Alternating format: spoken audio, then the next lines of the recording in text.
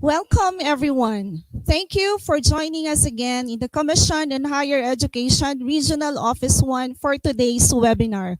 We are on live stream now in our FB page and in our YouTube account. My name is May Rose, and I am excited to be your moderator for the whole day sessions. Today, we are presenting three topics. This morning, we are happy to have with us an expert in writing effective teaching module from my alma mater, St. Louis University, whom I will be introducing in a little while. But before we get started, allow me first to thank those who participated during the morning and afternoon webinar sessions last Tuesday. We had 33,000 participants in our FB page and 4,000 participants in our YouTube account. We hope that you continue liking our FB page and subscribing to our YouTube account. Our first speaker for today is currently the Dean of the School of Teacher Education and Liberal Arts at St. Louis University, Baguio City. She graduated with Latin honors for her Bachelor of Secondary Education, Master of Arts in Special Education, and Doctor of Philosophy in Language Education. She also finished her postgraduate studies in distance education from the University of the Philippines Open University. She presently serves as one of the Board of Trustees of the Institute of Inclusive Education of St. Louis University, Board of Director of the PAPSET, and the Executive Secretary of PAFTE National. She serves as Master Trainer for Intel Tech Philippines and WorldLink Philippines. As a trainer, she continually attends intensive trainings and actual applications of integrating ICT into teaching and learning. She has been actively attending and participating in CIMEO, UNESCO, and CHED projects for the delivery of the educational technology and technology for teaching and learning courses in the teacher education programs in the country. As a researcher, she was able to present papers in various national and international conferences and was able to publish researches in national and international refereed journals. She currently serves as project leader for commissioned researches by the Commission on Higher Education with the Summer Institute of Linguistics and another research project commissioned by the Commission ng Wikang Filipino. She also serves as the university coordinator for the Erasmus Project on internationalization of higher education at the Philippines Network Project with various universities in Europe. So without any further ado, I'd like to kick things off by welcoming Dr. Felina P. Espique to share her expertise on the topic Writing Effective Teaching Module. Good morning, Ma'am Mary Rose. Good Morning. morning, everyone. Good morning, dear participants. Thank you, Region 1, for this opportunity to be with you again. It's a blessing because it's our pleasure here in St. Louis University to be participating in many of the activities of the Commission on Higher Education. And it really is a blessing that you are again inviting me through Dr. Galera. Thank you very much, sir, because if you remember, around 2 years ago, we were able to conduct again a training when we were starting to make sure that our higher education institutions, not only in Region 1, will need to migrate already to the outcomes-based education framework. And now, this is an opportunity for us again to look into how we may help our teachers, because I know that many of them are participating. According to Dr. Galera, some are even participating abroad. This is what we call the new normal, that we can already have an access with our experts also from abroad, and that they may also share with us here in the Philippines. So thank you once again, and may I share with you already the material that I am going to use for this training.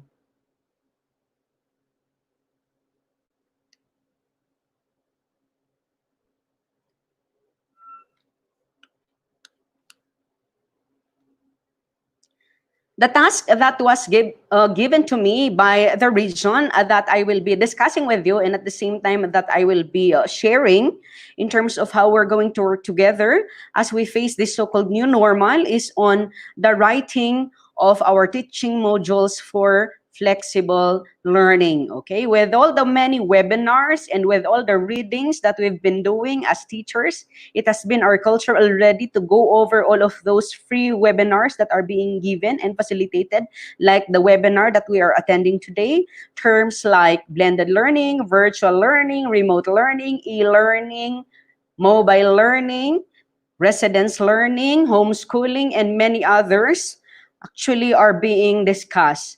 But for this morning, we're going to discuss what do we exactly mean by flexible learning. And as we go through the process, we will just realize that indeed all of the terms within the image that I'm showing now are within the flexible learning modalities. Okay, so the reason why we are doing all of this in every higher education institution, in even our basic ed, particularly dep ed, they're already preparing all of the things that they need to prepare so that we will continue with our business. Okay, so this is the so-called new normal.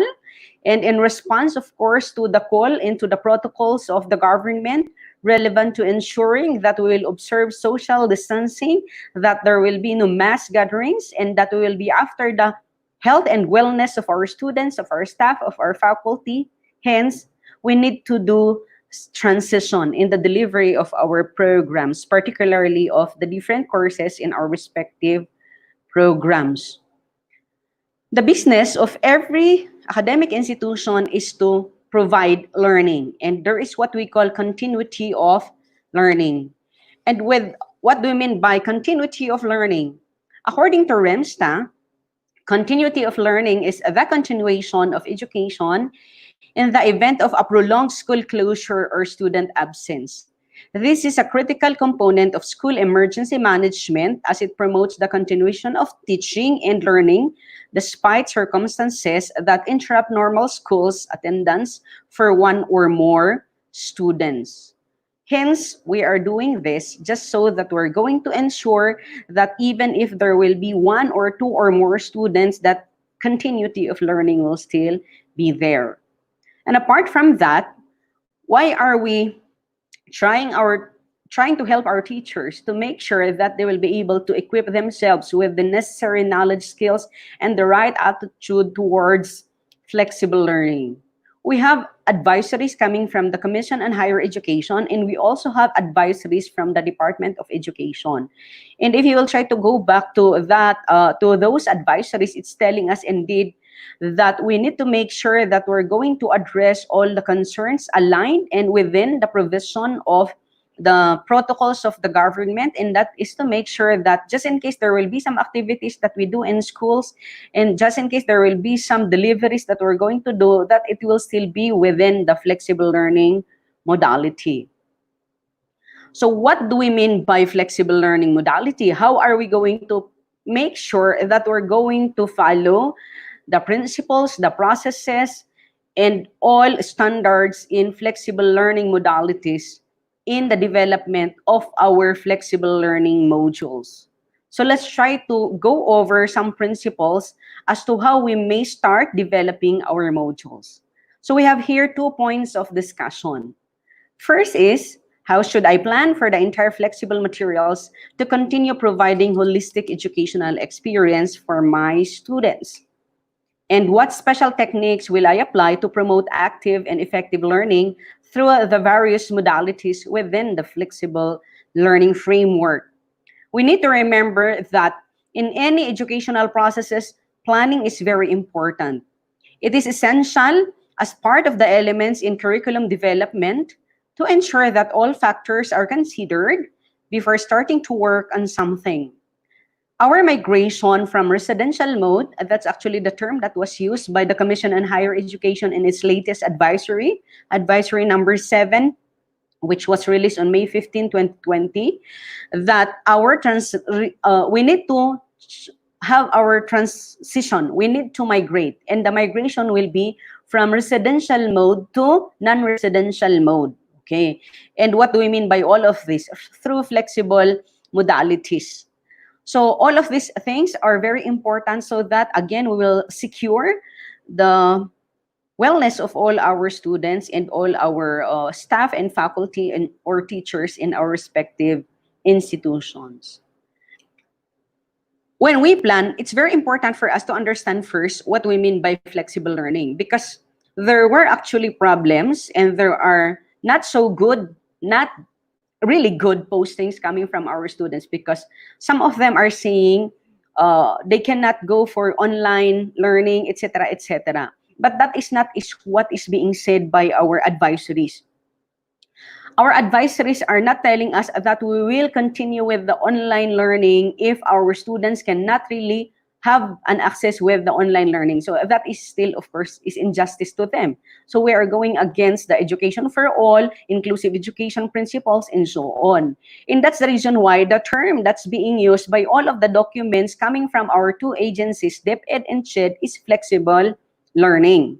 So which means we're not supposed to be equating flexible learning with online learning, because online learning is just one of the modalities that's being used for flexible learning. So let us try to educate also our students, the parents who have this concept that we are only preparing our institutions for online learning. And with the many circumstances that we're facing right now, erratic internet connections and so on, we really cannot accommodate our students, and we will be going against the principles of inclusive education if we're not going to abide by the advisories. Okay, so that's the reason why it's good for us to look into what do we exactly mean by flexible learning and what are the different modalities for flexible learning. Knowing all of this will lead us to the development of an effective module.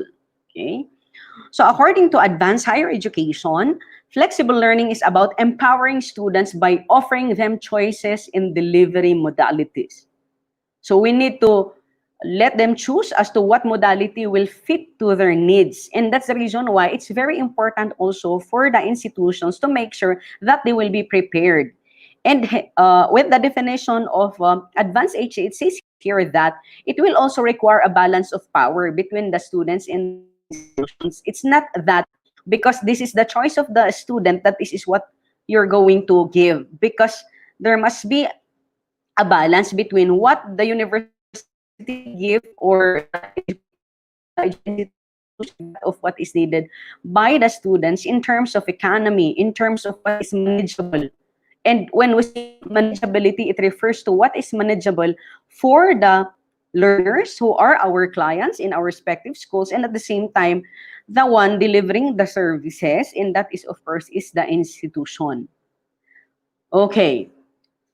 According to Hall, in 2014, there are three elements that are very important in offering any flexible learning modality. And these flexible learning elements are typically focusing on these three areas. So the first one is space, okay? So there must be a need for every institution to make sure that when we are to transition to flexible learning, the way we're going to deliver it should be according to some principles of pacing. Later, I'm going to explain the details of how we're going to do this one with the study schedule samples, okay? Flexible learning is also typically concerned with the physical location of the students, whether they're at home, they're at the workplace, and so on. Because historically, flexible learning did not start just now because of the ECQ and so on. In the early 1800s, there were many institutions already offering flexible learning, particularly using distance learning, in order for them to accommodate those students or learners who really cannot proceed to the different schools because of some circumstances, like they are students with special learning needs, or maybe because they are actors, they are actresses, and they cannot really commit to a face-to-face classroom, or because they are also are victims of wars and many other reasons. So these are the possible places. Or like, for example, for now, according to Dr. Galera, we have actually our participants also coming from abroad, maybe na stranded sila doon, na lockdown sila doon, and some other circumstances. So that's considering the place. So this, of course, is part still of learning, part of continuing continuing professional development also for our teachers, and of course, the use of various technologies. So these are some important elements in flexible learning according to Hall in 2014. He also mentioned that there are two modalities of flexible learning, and that's blended learning and distance learning. If you will go back to the advisory of CHED and of the Department of Education, nakalagay doon sa mga lugar na walang ECQ or GCQ, mga ganon.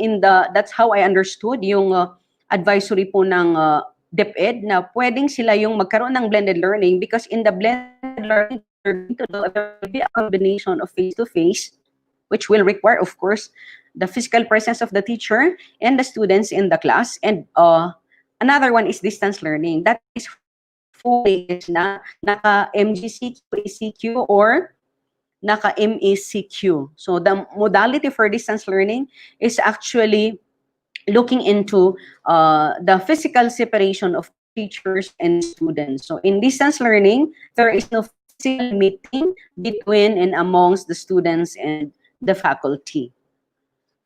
So these are those that are being combined according to Driscoll in blended learning. So it's very important that when we do blending, that we will still observe pedagogical approaches. Hence, in the development of our modules, we're not supposed to say that what is important is that we're going to deliver the materials and that's all. Because there are psychological theories, there are legal implications also. So that's the reason why in the Teacher Ed program, we have this foundations of education that will refer to historical, psychological, social, philosophical foundations, so that all of this will somehow guide us in preparing all our instructional materials. Apart from that, in blended learning, we do combine also several web-based technologies or productivity tools, like we can do synchronous meeting through virtually, and we can do self-paced instruction that is also through our modules, and it can be done also via online through synchronous activities, asynchronous and streaming video, audio, and text. And we can also deliver all our materials by combining print materials, videotape materials, or web-based and films. Okay? We have the following modalities according to Allen and Seaman of 2013 of what we mean by blended learning. So in flexible learning, again, what I am referring to is a combination of two modalities. So we can combine traditional modality with facilitated modality, like we are to face our students.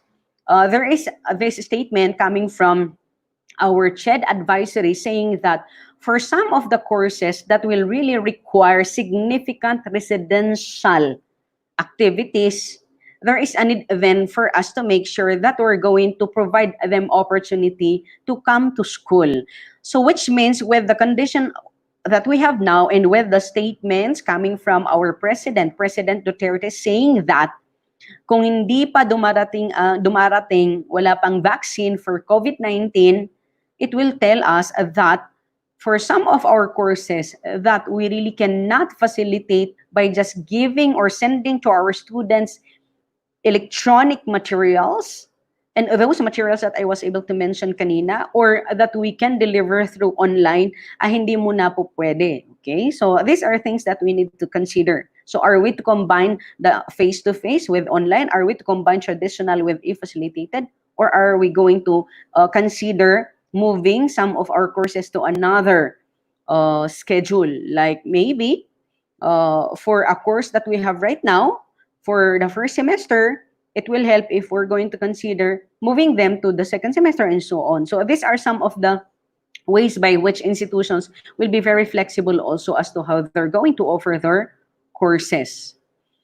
According to the Commonwealth of Learning in 1999, with all the many definitions of distance learning education, which is one of the modalities in flexible learning, the definition or all of these definitions are paying attention to the following characteristics of distance learning education, and that is the separation of the teacher and the learner.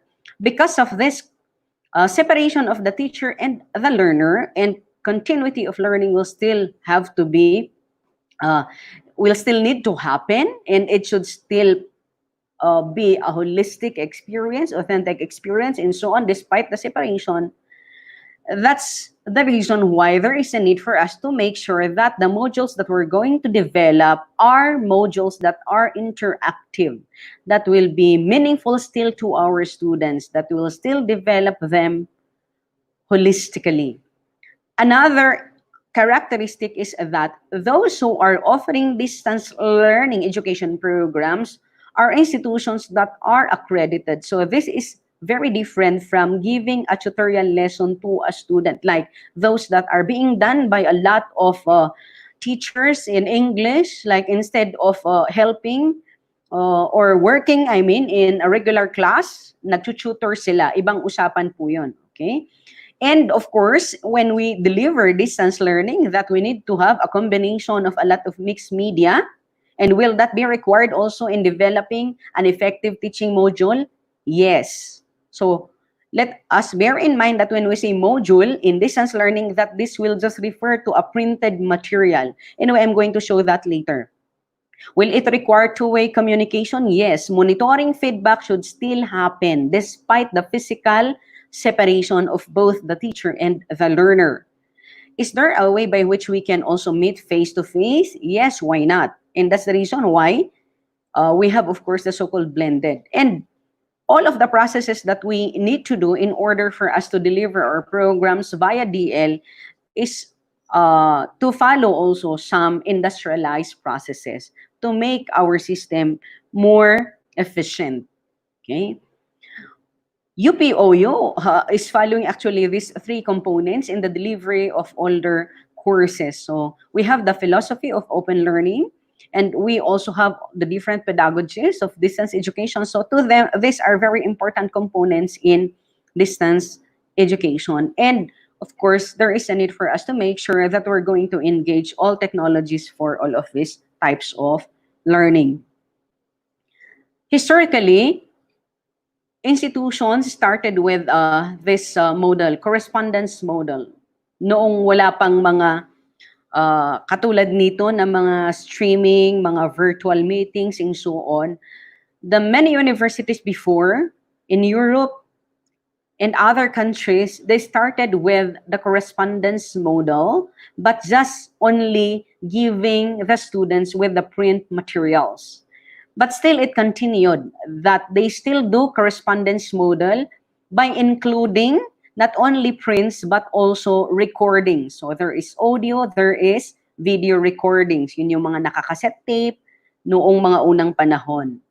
And then it followed that this correspondence model is supported not only by video recordings, by audio recordings, but they were able to provide also opportunities for the students to interact with programs on television and sa radyo po. At yun yung nakikita natin na modelo po doon sa DepEd. So maybe DepEd will be working with some television programs or with some radio stations in order to make some announcements or enhancements and many other things so that they will be faithful to the so-called flexible learning. Okay, so ito na yung sumunod. After having all of these activities and modalities, lumabas na yung mga flexible learning models. Okay, it's a combination of all of these things. And now, in the 5th generation, we already have what we call intelligent flexible learning model, and that is already including a lot of facilities, productivity tools, technological tools via the internet. Okay, so that's intelligent flexible learning model. Like, for example, for now, we're using StreamYard. Some other institutions, they're using Zoom. Some other institutions, they're using Microsoft Live. And many other learning instructional tools and technological tools, productivity tools offered by the World Wide Web. Okay?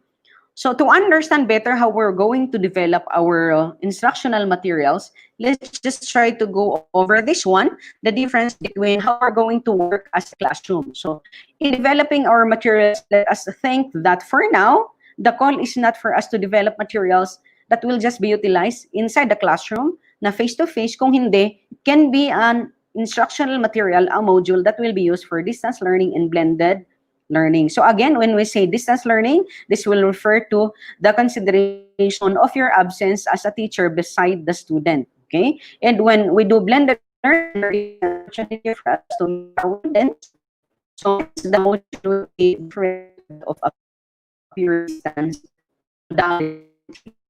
So there are some teachers' tasks that must be carried out by our module. Okay? Which will make it very different if it's a material or it's a textbook, it's a manual, it's a handbook that's being used in a face-to-face classroom. Inside the classroom, the teacher will be defining some terms that must be understood, nagbibigay ng maraming mga impormasyon, gives a lot of examples for further understanding, explains the lessons, explains the readings, and so on, and then asks questions, divergent or convergent questions, and then sets standards, learning outcomes to prompt the students to make sure that they're going to set the standards. The teacher also do the marking of the works of the students. The teacher answers learners' questions facing them. She also checks what the learners have learned. And then she provides feedback, she provides resources, and then gives study advice and helps the students with their individual concerns. So if this is the case, if these are the roles of teachers in the face-to-face classroom, must it be that this will also be done by our materials based on the principles of open distance learning, development principles? Yes po, that's according to Commonwealth of Learning, and that's according to my professors in UP.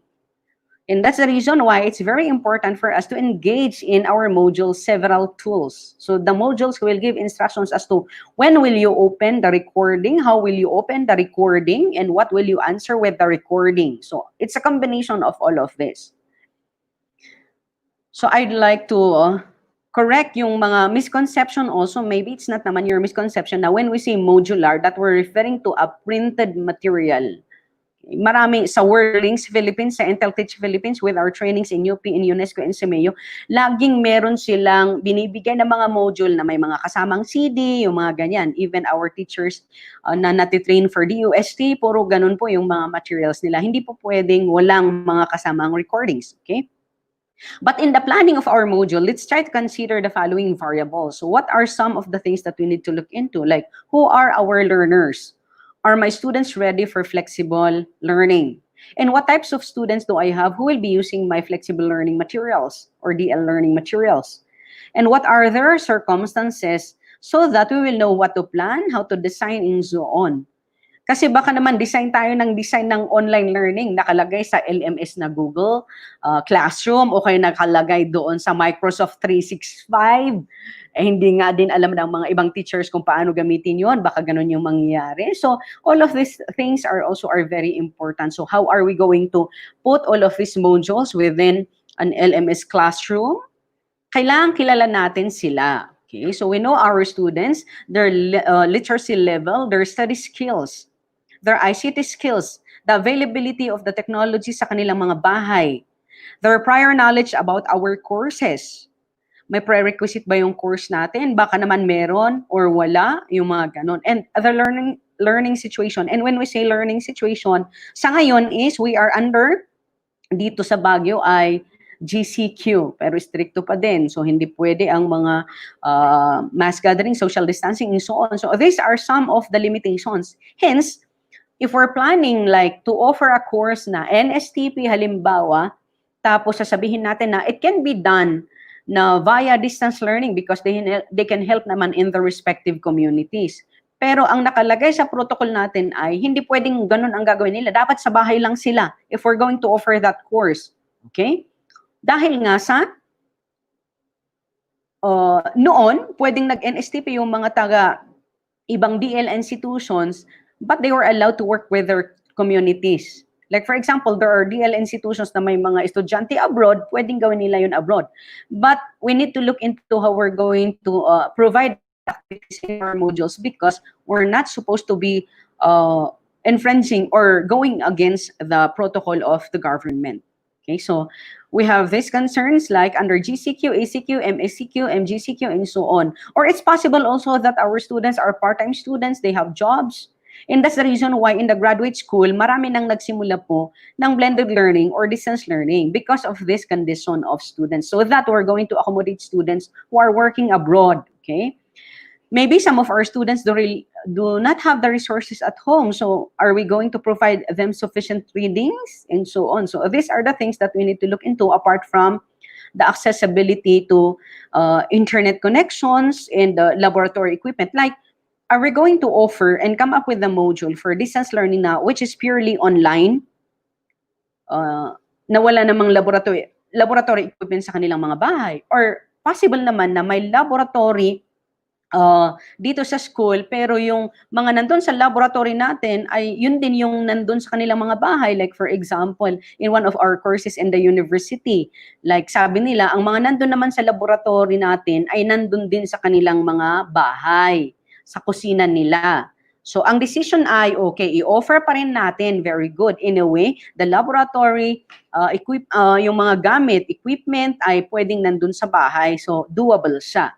Pero ang ibig sabihin ba, dahil may laboratory fee, sisingilin ba sila? Siyempre hindi. Kasi nga, yung laboratory fee ay para doon sa material at dahil ang gagamitin nila yung nasa bahay, yun yun. So kung gagawa tayo ng module, siyempre, ang sasabihin natin ay yung mga nandun sa kanilang mga bahay. And we're not to refer anymore to those that we have in our respective laboratory facilities. Okay, so this will tell us of the context of what we're going to do as developers of our modules.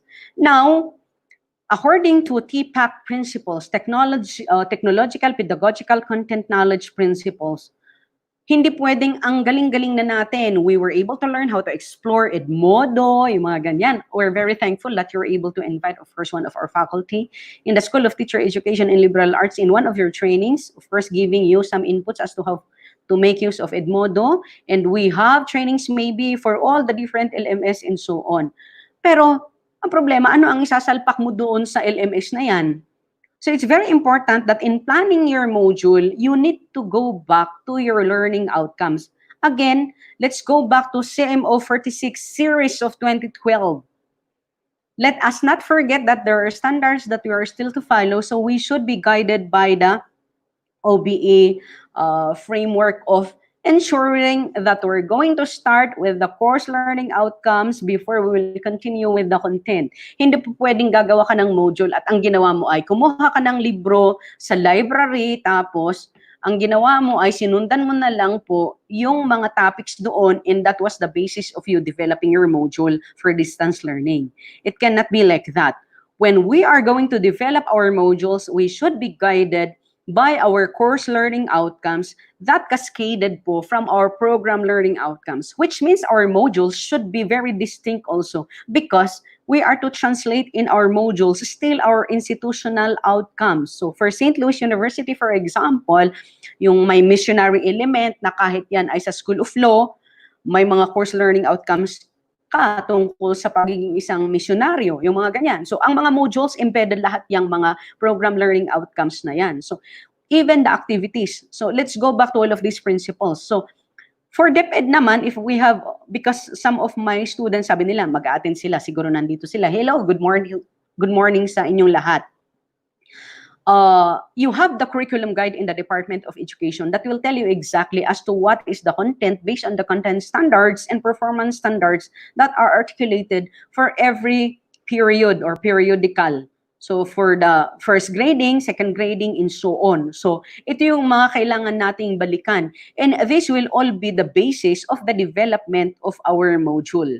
Yung mga learning outcomes natin, and this will determine the topic. So unahin muna natin ang ating mga standards, competencies, learning outcomes, and after identifying them, that's when we're going to decide on the topics, okay? And then later, I'm going to discuss paano naman yung arrangements niya, yung topics na yon sa ating module na gagawin. Okay, so that's the reason why we need to proceed to the designing already of our materials.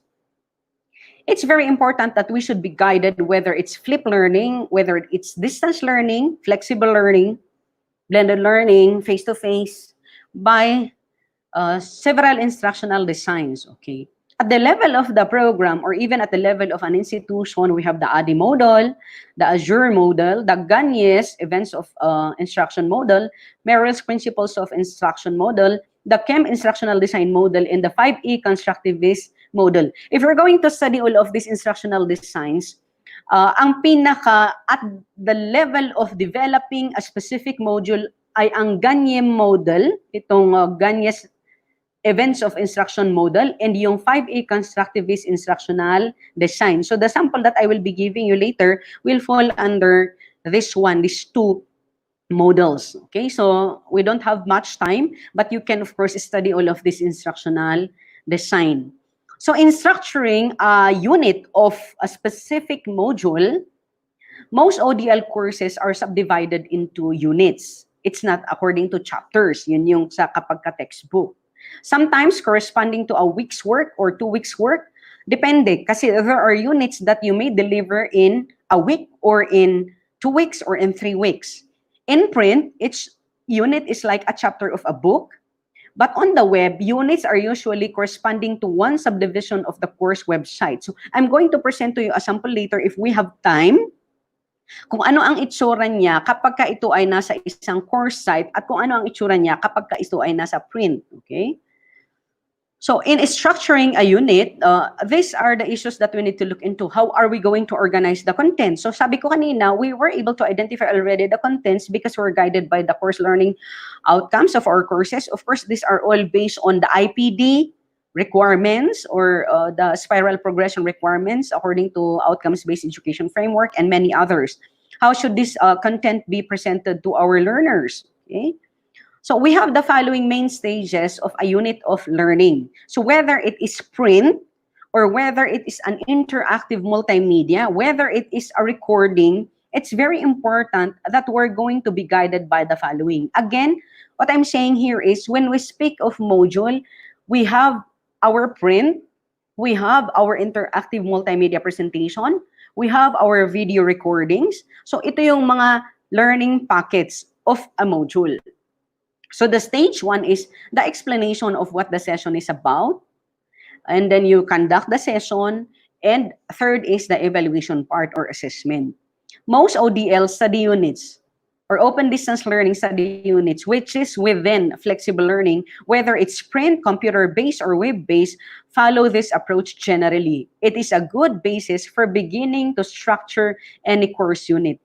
And if you're going to go back to the two instructional design that I made mention kanina, yung engage, is the first na step or stage sa 5A constructivist model. So pag nagbabasa kayo ng maraming mga module, like NASA for example, halos ang module nila ay sumusunod doon sa constructivist model, nagsisimula yung mga activities ng engage, okay? So when we say engage, that's when you will start to let the students share their experiences. So if it's inside the classroom, you let them share. But if it's in a print, you let them come up with some activities na sasagutin nila, and then they will share their experiences. Pwede rin naman na this part of the module will allow your students to have pre-test, yung mga ganon. Okay? So anyway, I will be sharing some of the templates that you can look into as to how you may do yung stage 1. And this is covering stages 1 to 3 of the Gagne model. Kung titingnan ninyo yung 9 events of instruction ng Gagne model, ito yung motivation part, pre-assessment, acknowledging prior knowledge of the students so that they will find meaning into what will follow next. So it's not immediately presenting your lesson without getting first the motivation of your students and without you bridging their experiences to the material. So that is engage. So, and then for the second one is the conducting of the session. So in a face-to-face classroom, this is the most teacher-centered na stage kasi ito yung nagpapaliwanag si teacher, nagle-lecture si teacher, kung sa laboratory nagde-demo si teacher, okay? So it is usually subdivided into several topics just so that there is an exploration or explanation that will happen if it is following the 5A constructivist model. Okay? So challenge ko sa inyo yan, basahin ninyo kung ano ang tinutukoy nating 5A constructivist model for further understanding. Or it will refer to the stages of 4 to 6 of the Gagne model. Okay? Ito yung nagle-lecture, sharing of experiences to understand what the material is, meaning what the topic is, what is being lectured, in order to lead to the attainment of the course learning outcomes via the evaluation. Okay? So for stages 1 and 2, you will have to do some formative activities also for formative assessments and so on prior to reaching stage 3. So by doing all of the necessary interventions, teaching, accommodation for differentiated instruction in stages 1 to 6 for the Gagne model, you are already ready and the students are ready already for the assessment or the marking. Yung pwede na silang maggraduhan. That is stage 3. And will this be done by our modules because there is a physical separation of the teacher and the student? Yes po. So, ang magsasalita para doon sa teacher, if you will go back to all the tasks of the teacher, ay yung ating sariling material. Okay? Para ma-imagine natin yan, mamaya may mga samples po tayo. So, in a face-to-face learning, ang mga textbooks natin usually nahahati yan sa chapter. Ang mga DL materials natin in flexible learning, study units ang hatin yan. Walang study guide ang mga modules ng face-to-face kasi si teacher mismo siya ang nagbibigay ng guidance every meeting. Okay? Pag may exam, nandiyan siya, nagpo-proctor siya, and so on. So dahil nga hindi ganun ang mangyayari ngayon, walang proctoring, dapat yung nagpo-proctor yung libro mismo o kaya yung mismong course site natin. And then, there are no, in a book that we give to our students in face-to-face, the textbooks, a textbook does not usually include study tips, but this must be included in a DL material. So some of the samples I'll share later. Usually maraming diagrams. There are a lot of diagrams that we see and even pictures in a DL material. It has a lot of interactive activities. And this is because a textbook is a passive material, a print material is passive. Hence, there is a need for us to add additional information. In textbooks, it's usually loosely structured, but for a DL material, it's tightly structured because there is a need for us to make sure that we're going to help our students manage their activities. So maybe you're able to see some modules na for one activity nakalagay doon kung ilang minuto sasagutin. Okay? Sa textbook ko lang nakalagay na ganon. Because in an actual classroom, may guidance din si teacher na you're going to do this activity which is 10 multiple choice type of activity. You're going to do it in 10 minutes yung ganon. So it will prompt the student also if you're going to let that be indicated in the module that you're going to develop. So all activities like essay, yung mga ganyan, it should be identified. Kung ito ay course site, nakalagay din, you need to make sure na nakasetting kayo doon sa Google Classroom, kung Google Classroom ang gagamitin ninyo, kung Schoology or Edmodo, you need to look into the setting of your assessment application, yung number of minutes na gagawin po nila yon. Okay? Make sure also na your modules have generous layout. Pasensya po at may tumatawag, saglit lang.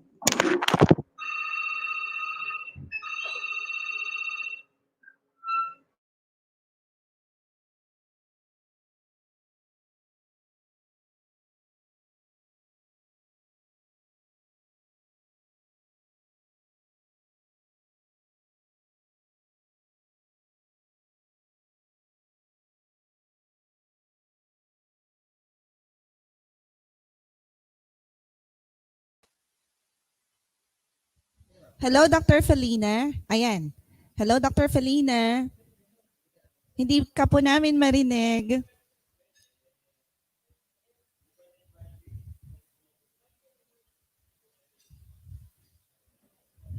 Hello, ma'am.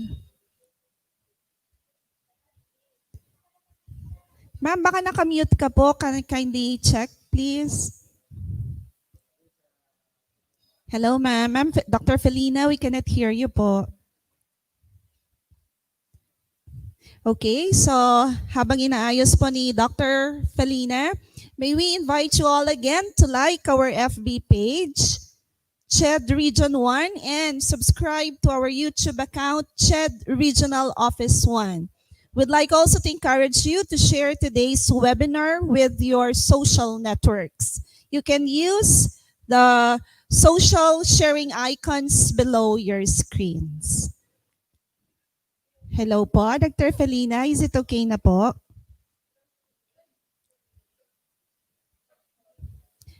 We cannot hear you po, ma'am.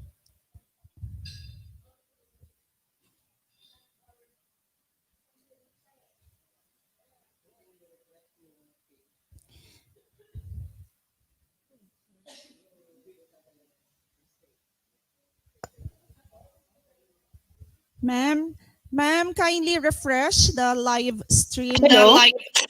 Hello, ma'am? Okay na po. Okay na po.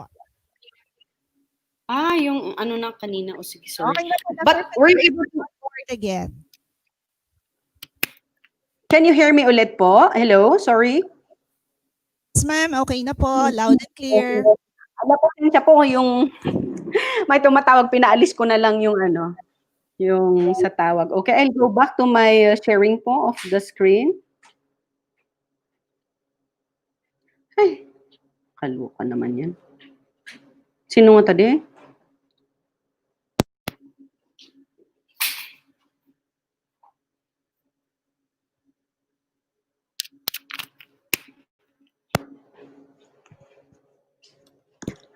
Sorry po for that. Nangungulit po sila. Nagsabi naman po tayo na wag munang istorbohin because I have a meeting with all of you. I'm sorry. I'm sorry for that. Okay, can you hear me, ma'am? Ma'am Rose? Yes, ma'am. Loud Hello? and clear. Hello, ma'am. Okay. Okay na po, ma'am. You're again on board. Okay, thank you. Naloka po talaga ako doon. Sorry. Okay, so for our materials, it must be that we will have a generous layout because it's possible po na ang mga textbooks that we're using have no spaces for our learners to write in. But for a module, we must remember that just in case we would like our students to have a lot of words to write, then we're going to provide them a lot of lines or spaces.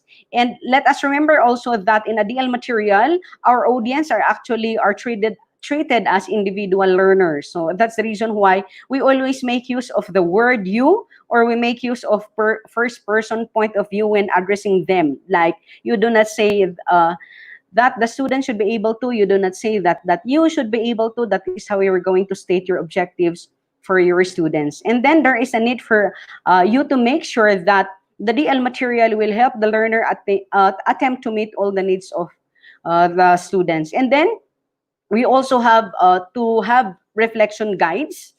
So it's very important for us to make sure that we're going to provide a space for them to write the reflection guides, whether it is via course site or via printed. Okay, so we are supposed to be guided also by the following: cognitive behaviorist pedagogy, social constructivist pedagogy, and connectivist pedagogy. And when we say we are supposed to be guided by all of this, because there is a need for us to make sure that the cognitive presence, social presence, and teaching presence should still continue to happen. So learning objectives are clearly identified, supposed to be, by your module, and that is to address what we mean by cognitive presence. And because social presence is very limited by the physical separation of the teacher and the learner, hence it's very important for you to make sure that despite the use of all technologies and doing things virtually, that you will still be visible in addressing the concerns of your students. Like, it's very important for us to have yung mga group chat with them and so on. Teaching presence is also very important. So you can do the teaching presence with them, not by just sending them, of course, the materials via the correspondence, but you can call them at least every now and then, or maybe if it will happen, you can have a face-to-face with them. So many of our teachers actually did what we call telephone conversation, bumuo ng mga group chat, and many others. And I know that many of you are doing all of this, or that you're able to do this when nagkaroon tayo ng enhanced community quarantine. Okay. Under the SC model, it's very important for us to make sure that we're going to emphasize on the individual meanings of lessons. Meaning, let us not just say you download the YouTube, yung mga ganon. Because our students might complain also if it's not a personally made material. And that's the reason why for a module to be meaningful to the students, it will also help if these materials, if the teachers have time to do it, then at least there will be a combination of video recordings na galing sa teacher at galing sa mga OERs or galing sa YouTube. So that they will appreciate. Because for some of our students, they might say, ibalik ninyo ang aming tuition fee, especially for the private institutions, if pwede naman palang matutunan ang mga sinasabi ni teacher lahat sa YouTube. So these are things that we need to look into. So it should have an individual meaning to our students. Social presence is also very important, as I said kanina. Hence, the way we, for example, use our voices in talking to them, our body language, the gestures, and the costumes that we use. And that is why even when participating in meetings like this, it's very important na hindi po tayo nakasando, di ba? May mga webinar etiquettes po tayo or and many other things that we really need to look into. Teaching presence is also very important. So your material should have a lot of guides and it should be of help. Like there must be a part in the material na nakalagay doon kung paano kayo i-contact po ng inyong mga estudyante. Okay, so I'll show you the samples later. In another model, it's saying, especially in the cognitivist model, that there must be a way by which our students will be allowed also to engage other people, and that is what we call powerful networks. Like if it's a flexible learning module, then we may allow some of their parents to help them, some of their friends who are at home to help them, and so on. So there must be some activities na ilalagay nyo doon na you can ask your parents to check your examination, yung mga ganun po, yung multiple choice nila, yung essay nila, or kung sino man yung pwedeng kasama nila sa bahay. So we can actually integrate here some elements in homeschooling, okay? So teaching presence is also referring to the ability of the students to be able to do self-reflection, and these are also are part of the modules. Kaya makikita ninyo sa mga ibang samples ng modules na marami pong mga self-reflection activities, okay? Now, there are many ways on how we can produce our DL materials. Una ay yung adopt, pangalawa ay yung adapt, and then yung pangatlo ay yung develop or create, okay? So when we say adapting an existing DL material, the advantage of this is you don't have to write anymore, but it also has the disadvantages. So we can immediately give it to our students. We do not need to have a lot of workshops and trainings and many others. But do we really have an existing ODL material for that? Maybe if our degree program is the same with that of UP in their bachelor's degree program being offered in UP OU, why not? Okay, yung mga kanilang graduate program. So there is already an existing ODL material. Or some universities, like for example, marami namang universities dyan sa Region 1 ang nag-o-offer, pero usually sa graduate program. So not usually in the undergraduate or in the basic ed. So adapting right now is medyo difficult kasi walang mga existing talaga that has all the elements that I made mention kanina. And the second one na ito ang pinaka-possible na pwede nating gawin is the adapting of an existing materials, and we're going to translate it into an ODL material or a flexible learning material. So at least for this one, there are already existing textbooks or manuals and others that we have with us. Only these are being used for face-to-face. So what are we going to do in order for us to make sure that it will meet the requirements of an ODL? So it must be na ang gagawin natin if we're going to adapt a material, like we have an existing textbook and we are considering it for adaptation, there is a need for us then to add the following elements of a DL material so that it will become an ODL module or a module for flexible learning. So the very first requirement is it should have a course overview that will personally talk to the student in terms of how it's being, in terms of layouting and writing. And it should have a course guide, a comprehensive course guide. It must have study schedule. It must also have assessment guides. It must have assessment materials because these are not present in the textbooks unless you have them. And then what you're going to do is just to contextualize them, okay? And there must be a need for us to link to local resources also to make it very meaningful. And there must be some summaries provided. And we need to provide audio and video recordings or interactive multimedia presentations. So when doing video recordings, I'd like to go back to a constructivist model. In St. Louis University, we've been having a lot of trainings already, and we've been preparing all our programs to make sure that with the existing textbooks, manuals that we have, we need to make sure that we're going to translate them in to an ODL material. So guided by constructivist principle, I'm going to show you an example of one of the courses that we're delivering right now para medyo maintindihan natin yung mga pinagsabi kong prinsipyo on how we're going to translate all of these pedagogical and technological principles in the development of our material. So, pwedeng yung engage part ay text ang ilagay mo or images or audio, or pwedeng isa lang, hindi kailangan lahat po. So, ang isang presentation kailangan pa rin sumusunod dito sa design na ito. Okay? So, this is an existing material that we have. So, our department in St. Louis University, particularly the Language and Communication Department, they have their own material. They have their own textbook. But this material do not have all of those that I said kanina. So what they are working now is to come up with, no, we already have our existing course guide for this, but we have a video recording which is part of the material. So I'm going to show you a video recording which is part of this material that we're going to give to our students, and it was developed by Miss Annalyn Caroy. Siya po yung isang author dito, nauna po ang kanyang pangalan dito. So may ginawa siya na 5-minute na presentation, and you will see in the presentation the application of engage and all others. So when we develop our material, see to it na we will not forget our instructional design. So may I show you her video presentation.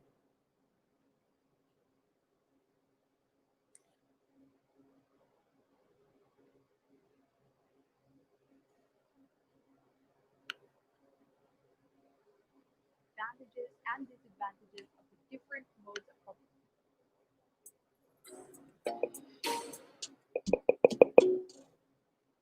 Hi, it's great to be with you today. This is Annika Roy, your facilitator for today's Public Speaking 101. I hope you're ready to embark on a new journey of learning.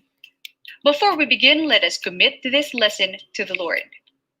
Father God, your immeasurable and bountiful blessings we do not deserve, but you have always been generous towards us. We ask that today be a day of new discoveries and new experiences. These we ask in Jesus' name. Amen.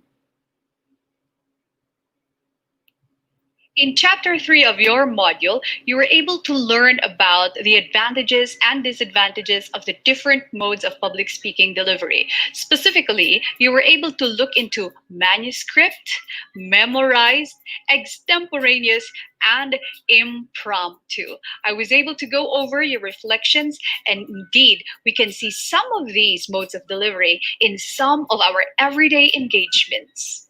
And for this task, I congratulate all of you for a job well done. Today's lesson is about the 3 P's of public speaking. These tips will help you ace that public speaking performance. For today's objectives, you should be able to identify the 3 P's of public speaking and deliver an extemporaneous, informative speech.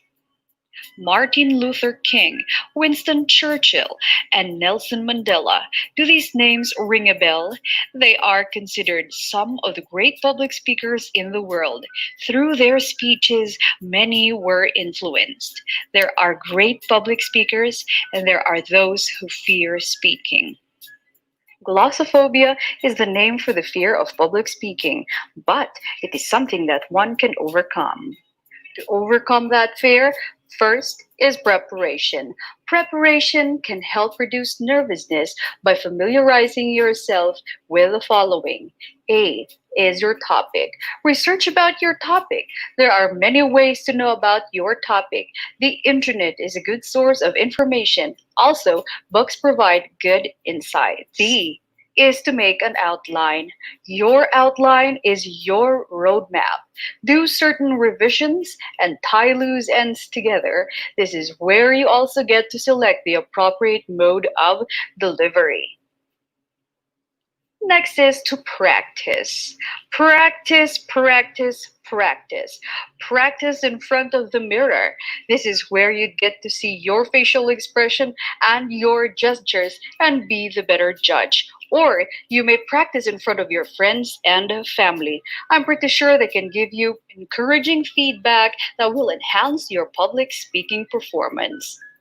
The final P is performance. Relax. Prior to uttering your first words on stage, take deep breaths. This will help ease muscle tension. And no matter how serious your topic is, you have to greet your audience with a smile. Not that kind of smile, this smile. And also remember to always face your audience, but never ever glue your eyes on a specific person. Scatter your glances and make sure you are heard by everyone in the audience. Also, it is important to be very mindful of your body language. Avoid annoying gestures such as poking of nose, crossing your arms, and for ladies, flipping your hair. Remember to also claim attention by varying your pitch, pace, and volume. By doing these, your audience's attention will surely be maintained. Next is to be mindful of your time. Remember that another way of valuing your audience is respecting their time. Always wrap up your talk on time. And finally, be your best self and always have fun. Let's have a recap. So, the first P of public speaking is reparation. The second P is practice. And the third P is performance. With much creativity, intelligent planning, and consistent practice, anyone can absolutely be a great public speaker. To check your understanding of the three Ps, answer the exercises on page 38. For your task, prepare to deliver a 2-minute informative extemporaneous speech on local culture and language. The rubric for this requirement is also found on page 39 of your module. Document your speech through video recording and submit via Google Classroom on or before May 30, 2020. If you have questions or concerns regarding the topic and the requirement, you are free to post them on our Google discussion board.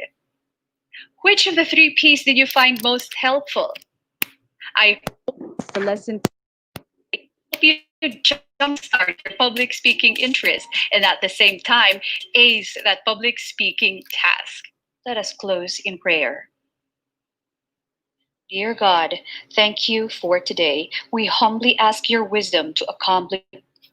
Okay, so that is one of the materials that were just developed by Miss Anna because of the need for us to migrate immediately. So they are actually are part of the team of SLU, teaching how to make sure that we can maximize even our simply na cell phone so that we can capture all the things that we need to capture to be able to explain all lessons to our students. So that is just one. And of course, it has also its course guide, which I will be showing later after I am to present to you another sample of a material that may help you also understand why there is a need for us to come up with an interactive presentation. So again, this material is following the principle of engage, explain, and so on. So may I share this material?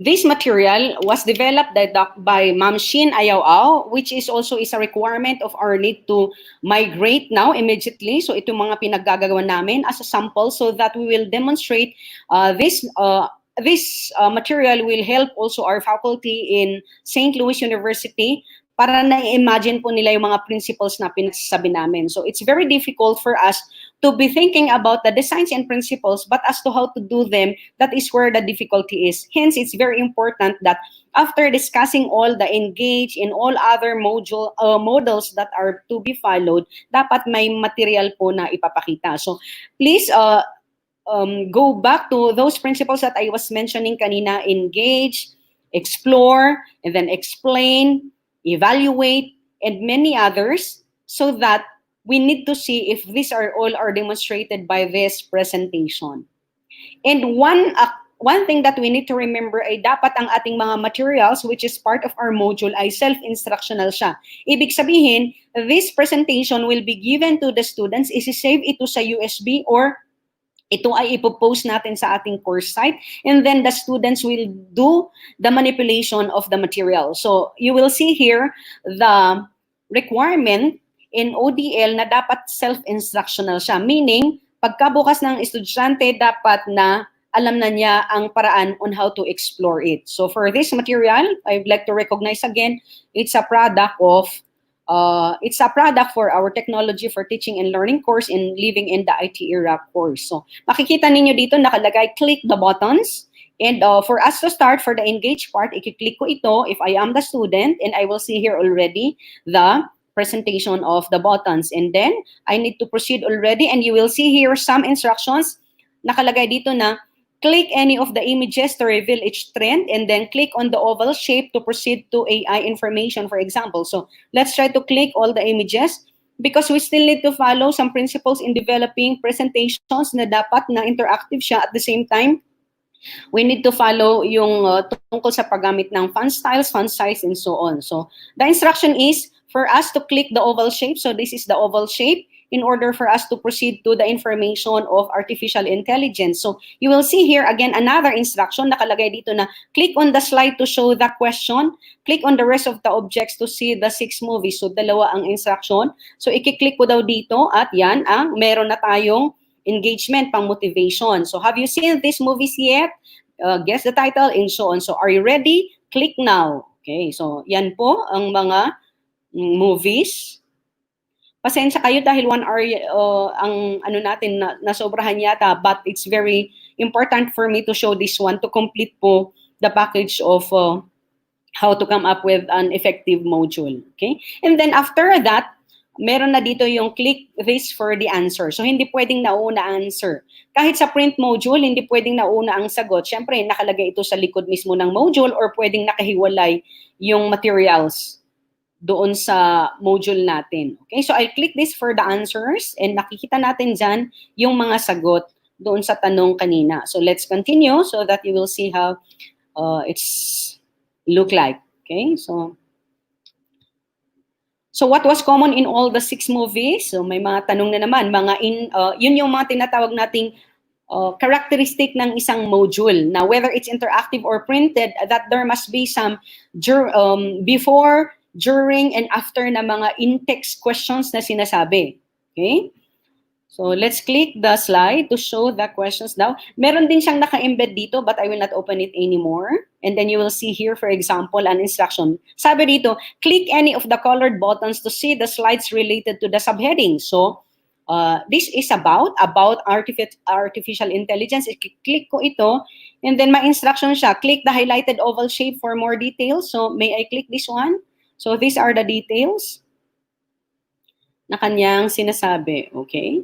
So click here to see other AI movie titles. So tingnan natin dito. Then we can go back. Click here to see other. Okay. So yun yan. Click on the 5 images.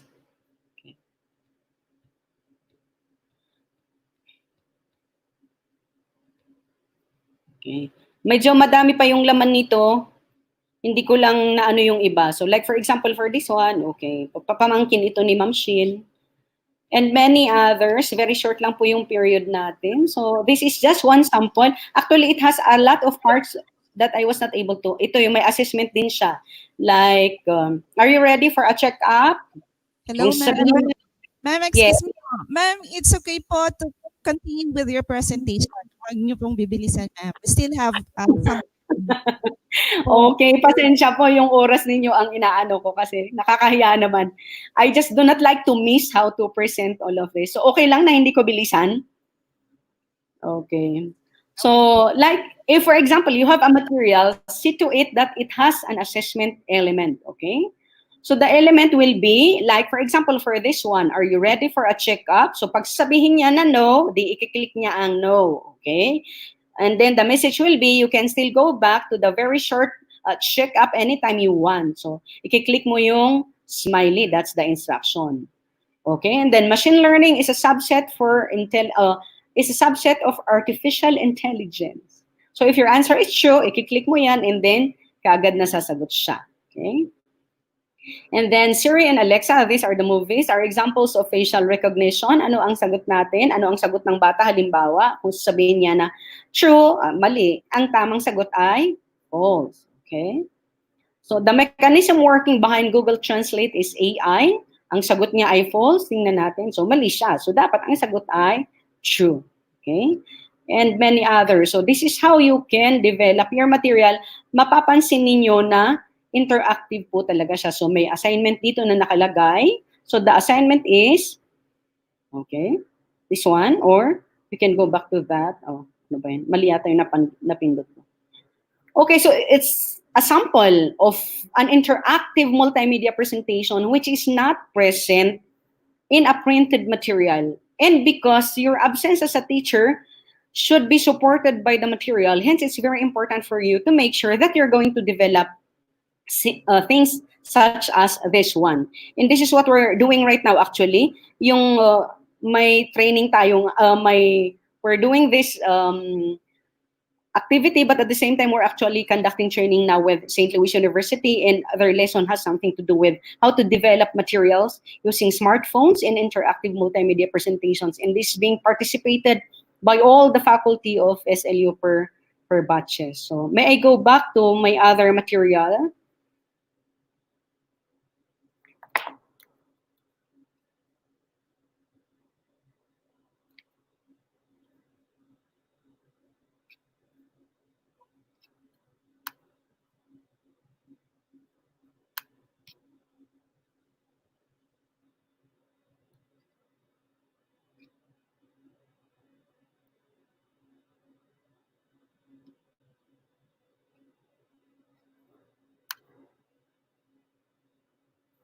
Okay, so I was able to share already that one. Now, ito yung sa amin na machine. Actually, we have this book. It's still to be published.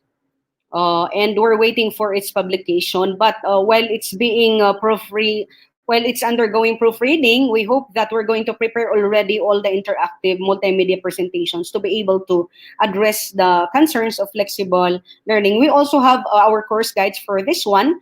If you're still willing to see the samples later, I can show you the samples. So, yung may mga gagawin, it's okay po. You may not. Okay, no? So the second is for us to create original materials. Well, it's not that easy for now if we're going to make use of all of these materials by the first semester. Okay, but it will really help if you have an original na material and that you may already work on those materials, and it will still fall under creating an original material. So pwede nating ipa-copyright ang mga ito. And it has a lot of advantages. Okay. Now we have here an example of how we can organize our course site and even our print material. So I'm going to show you one of the course sites that I was able to develop for our training in SLU, and many of our teachers already were able to develop also their own course site, guided by the principle of using the 5E constructivist model, and guided by the principle of ensuring that our course sites are supposed to be well organized, and it will follow the access devices principles in developing an ODL. So again, I'm sorry, I need to go back to another, I need to open another presentation.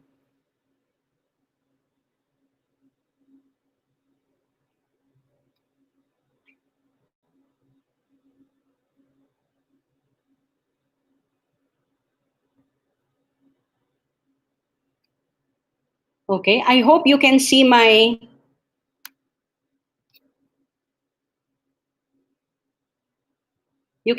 classes. So here in St. Louis University, we're using Google Suite applications, and all of our students are enrolled in our Google classes. But we're helping them also by using our SLU portal. May mga gumagamit din naman ng Edmodo in the rest. But for now, we would like to institutionalize so that all of our students will not be confused as to what they're going to use. So the sample that I'm going to show you is a sample of a class for technology for teaching and learning that I was able to develop just so that we're going to demonstrate how we should make sure we're going to organize our classes very well. So if you're going to look at this material, so this is a course that we're to offer for this short term. But we do not know yet if we can open with the condition that we have right now. So you will see here that it's organized according to this. So some of you maybe are using Google Classroom and you've tried already to organize them accordingly. I also have classes for Schoology in the rest, but I'll just show you this one. So you will see here that it's organized according to the topic. So for the first one, this is when you are to orient your students. So you will see here your syllabus, because it's very important that we should give them immediately our course syllabus. We also have here the course overview and the study schedule and the course guide. So if I am going to open the course guide, buksan ko na dito yung ating course guide, makikita natin dito na ito yung sinasabi kong a very important material in distance learning. If you do not have a course guide, naku, no po yan para sa mga ODL or para sa mga nagdi-deliver ng distance learning or blended learning via online or via other modalities. So the course guide is a very important document to help our students succeed in their learning. Okay, so you will see here some very important information as to how they may survive, like nakalagay dito na schedule and manage your time to read and understand every part of the module, etc., etc. Study how you can manage to do the activities. So you can read with me. Do not procrastinate. Before you start doing your task, read and understand the assessment tools provided. Log into the course site at least twice a week. If you can log in daily, do so, and as scheduled to keep abreast of important announcements, discussions, and other class activities. Check the stream page every time you log in for possible announcements. Before you start doing your task, read and understand the assessment tools provided. Do not settle with low standards. Target the highest standards in doing your assigned task. I know you can. So yung use of first person na you. You are free to browse and read the different materials even prior to doing the task in each unit of the module. However, you need to ensure that you will not miss any part of the module and so on. Okay, so these are some of the things that you need to include. You need to include also some concerns relevant to using academic conventions. Your post should be composed of complete and grammatically correct sentences. Post appropriate and well-thought rejoinders. Avoid merely approving or disapproving with your classmates and course facilitators. So, ang dami pong dapat na mga bilin na kailangan yung gawin because, again, I would like to reiterate, you are not there to tell them. In a face-to-face classroom, sinasabi mo yun unang araw pa lang. But in a flexible learning modality, especially if you're using distance learning, not blended learning, you will not see them personally. Then everything should be written. So this is just one of the guide. This is the course guide. But there are other guides that you need to provide, like assignment guides, assessment guides, and many other guides, and that will be according to the topics already. But for this one, it's for the entire course. Okay? Nakalagay din dito, do not post lengthy contributions, stick to the point, be clear what your main point is, and express it as concisely as possible. Do not let the discussion stray. Quote your sources, protect your privacy, pander. Do not plagiarize and do not patch write. Patch writing is still a form of plagiarism, etc.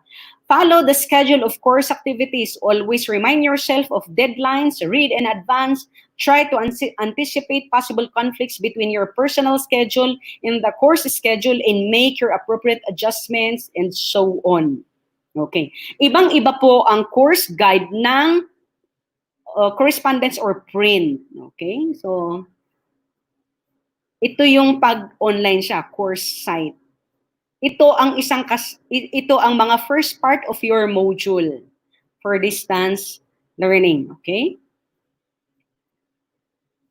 So, if we already have this one, module 1, for June 3 to 10, this is part of pacing for us to make sure na maging conscious yung mga estudyante. Okay, so for this one, you have your introduction and then your learning outcomes. And following again the 5A constructivist model, we have all of this. And it will follow until the end. Okay.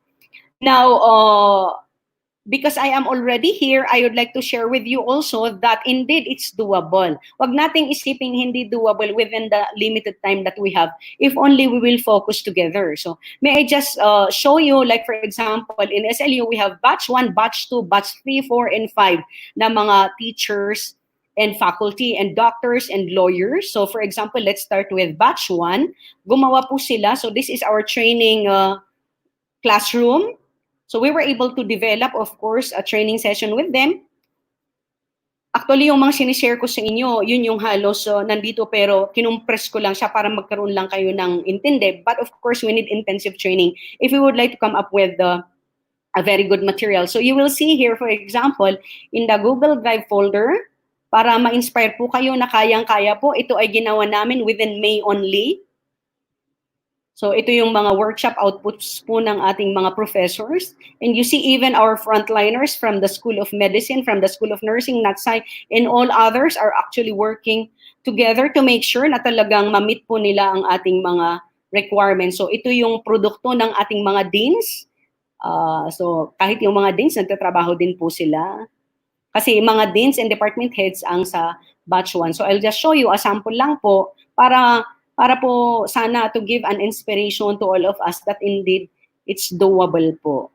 Naku, hindi nagkiklik. Tingnan natin sa ano.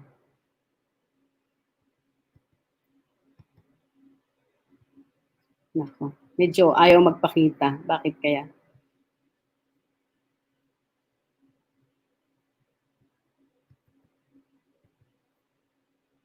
Naghang ba? Try natin yung iba.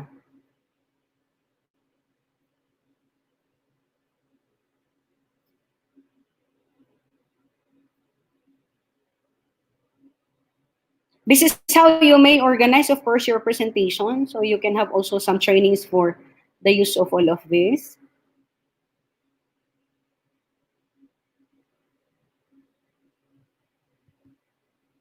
Okay. Mukhang ayaw. Okay? So we have different batches actually, and they were able to produce all of this that I'm telling now. And because we would like to prepare talaga naman all our students to make sure na handang-handa po. Talagang nagkaroon ng maraming problema nung second sem kasi biglaan. Pero ngayon, hindi naman siya sobrang biglaan, so we can do it. So we also have our batch 2.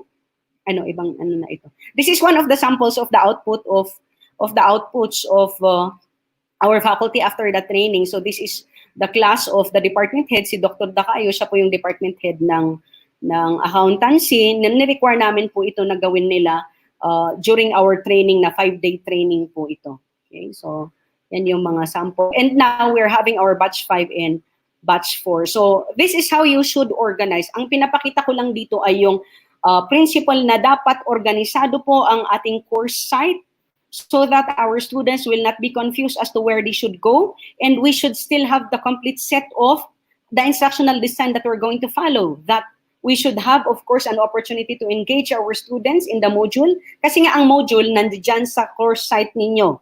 Kung hindi naman, kung ito ay print material, iba naman po ang itsura. So siguro, yung print material naman ang ipapakita ko sa inyo na sample po. Okay, so I'll go back to another sample. Ilalabas ko muna po yung ating print material. Binubuksan ko lang po muna ha. Kasi ang ating StreamYard, kailangan pong nakabukas po ang ating material.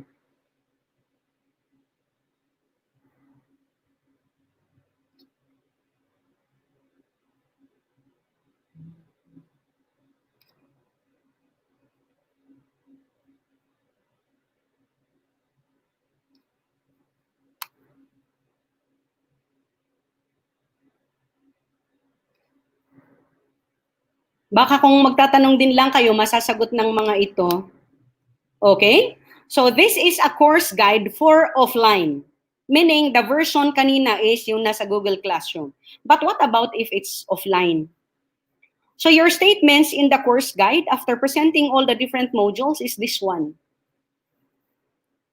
Ibang-iba siya dahil may mga statements ka na iba doon sa kabila.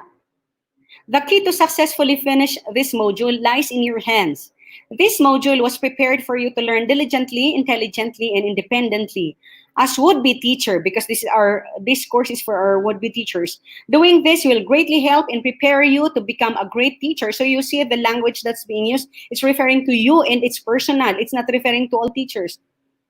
Aside from meeting the content and performance standards of this course and accomplishing the given activities, you will be able to learn other invaluable learning skills which you will be very proud of as a responsible learner.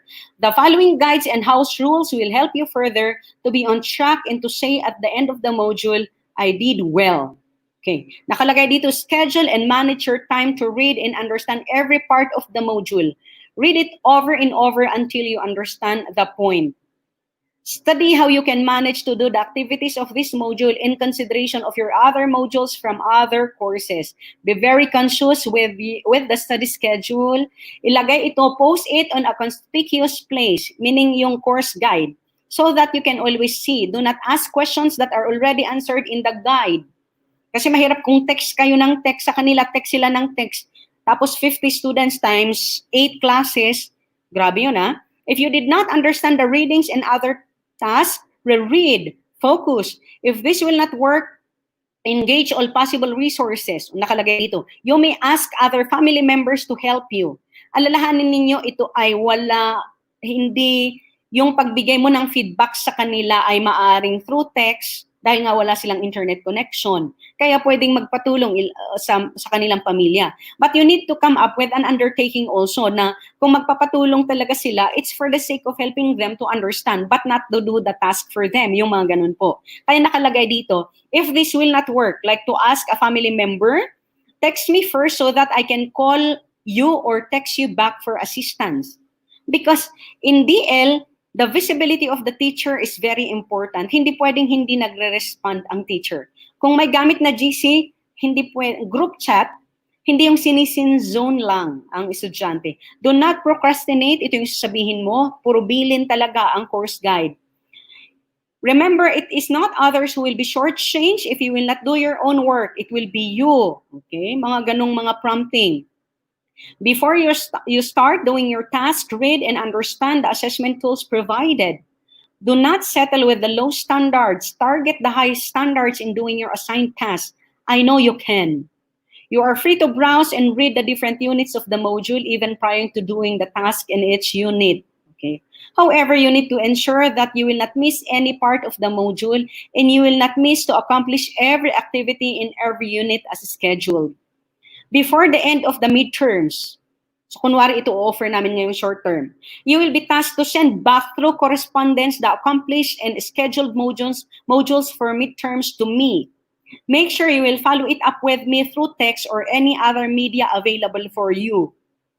While waiting for my feedback of your accomplished modules, continue doing the task in the succeeding units of the module that are scheduled for the finals. If needed, do not hesitate to keep in touch with me through any available means.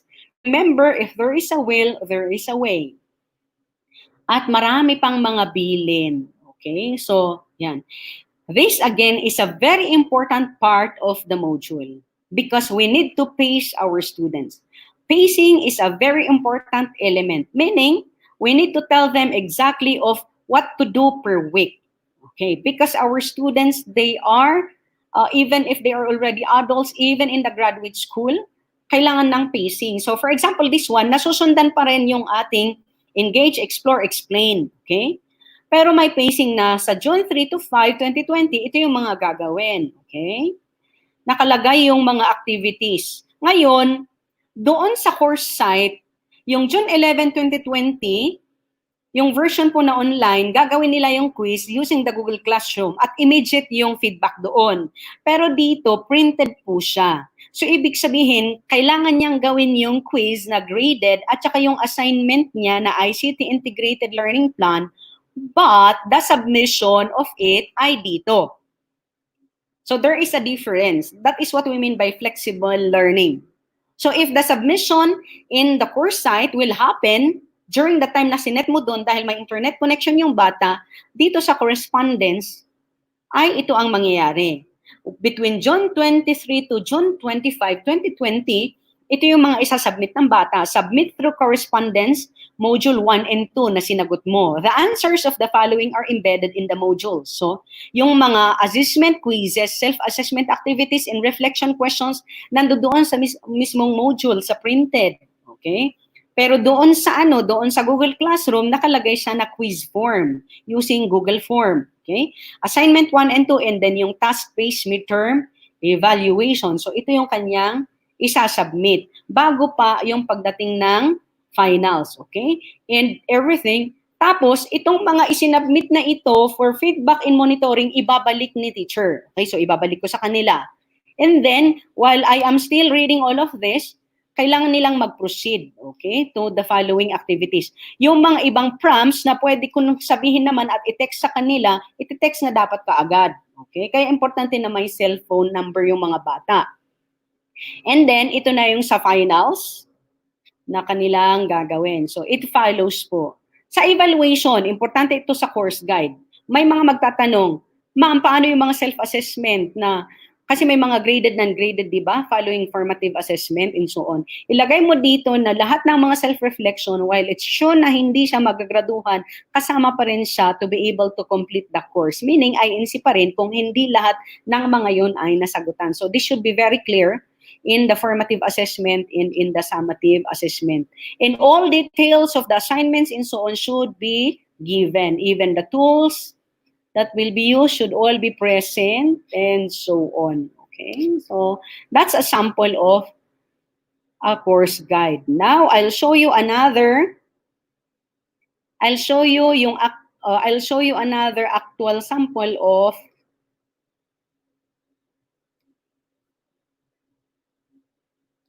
a module.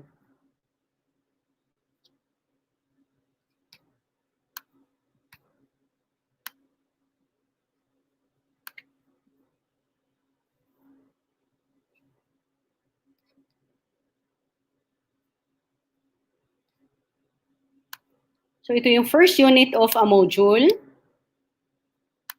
For our trainings here in SLU, naibigay namin ito na sample sa kanila, but in your case, we cannot because this is copyrighted ng university ito. So ito yung module, at dapat ang module ninyo, sumusunod siya sa design.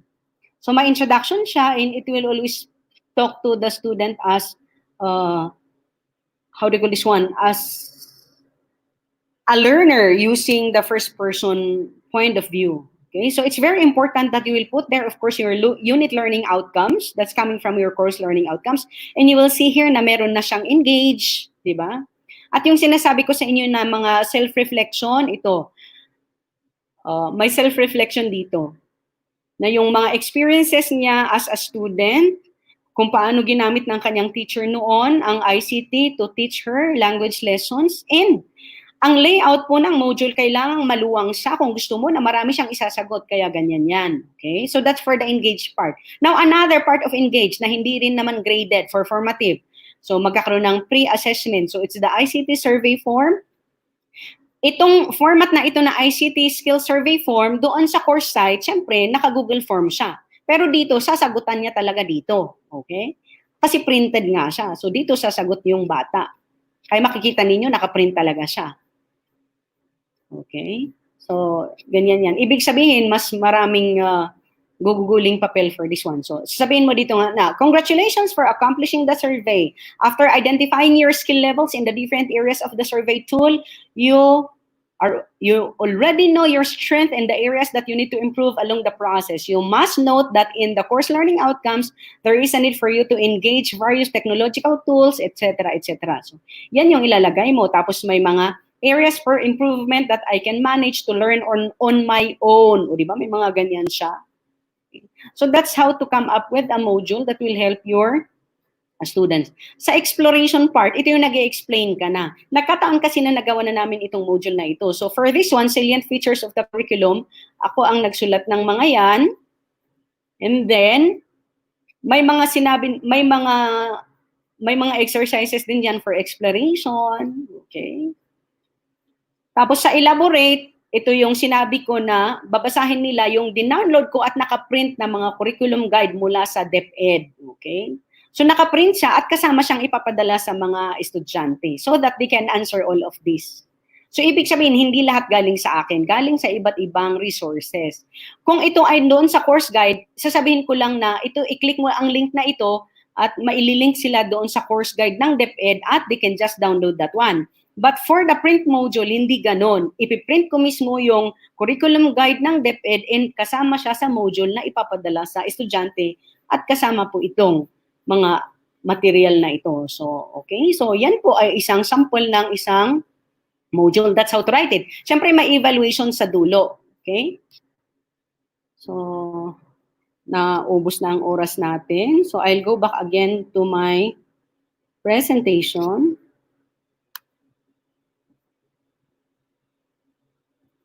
Anyway, maglalas na. Ilang minutes na lang po. Mahirap kasing mag-discuss na hindi tayo nagpapakita ng sample. Because by theory, we should learn by example. If there is no example, teorya lang yan. Okay? So writing and layouting our DL materials is very important for us to order them. So pacing is very important and guiding. Naipakita ko yung mga ilang halimbawa nito. So the ordering of our content is very important. So we need to move from simple to complex, from known to unknown, and from particular to the general, from the concrete to the abstract also. That's how to order. And then ito yung sinasabi ko, pacing of the course, kaya may study schedule tayo. Because according to a lot of researches, our students will be very successful and they can, of course, successfully do all our tasks if there is pacing. And when we say pacing, yung pag-release natin ng material, hindi pwedeng ang material ay i-release mo in the middle. Like magpa-project ka, very late na, hindi pwede ang mga ganyan. You should know is exactly the schedule. And from the very start, ang syllabus nandyan na, ang course guide nandyan na, hindi pwedeng magsimula ang klase na wala ang mga yan. Okay? Kaya nga yan ang mga kinakarir natin ngayon. Lahat ay kompleto bago pa i-offer. That's according to CHED, di ba, Sir Galera? Now, you're not supposed to be offering all of those courses if you are not really naman prepared to offer them because it's injustice to our students. Okay?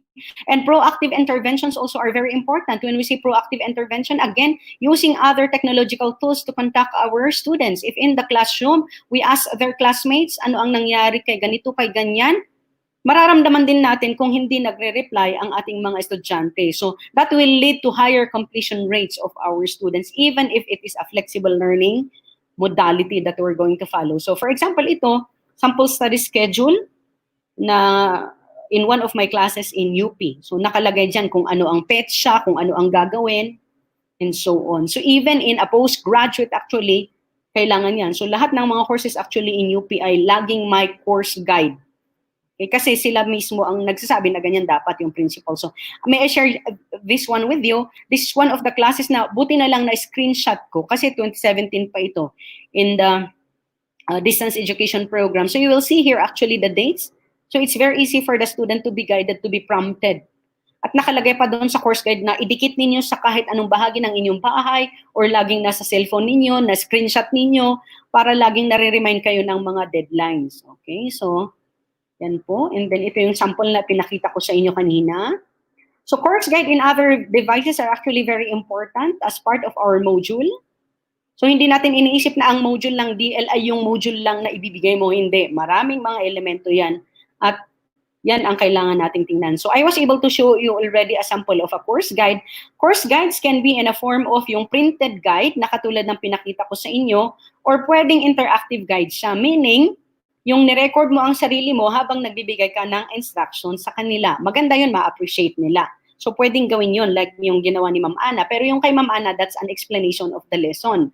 But to make it interactive, we can, of course, record our, how do you call this one? We can record the way we are to present to our students all the instructions for them to succeed. Meaningful yun sa kanila, na-appreciate nila. At hindi magko-complain yung mga bata na ano ang ginagawa ni teacher, bakit naman deserve ni teacher na mabayaran ng sweldo out of my tuition fee, di ba? Or out of the fees that's being given by the government if it's a state university. Okay?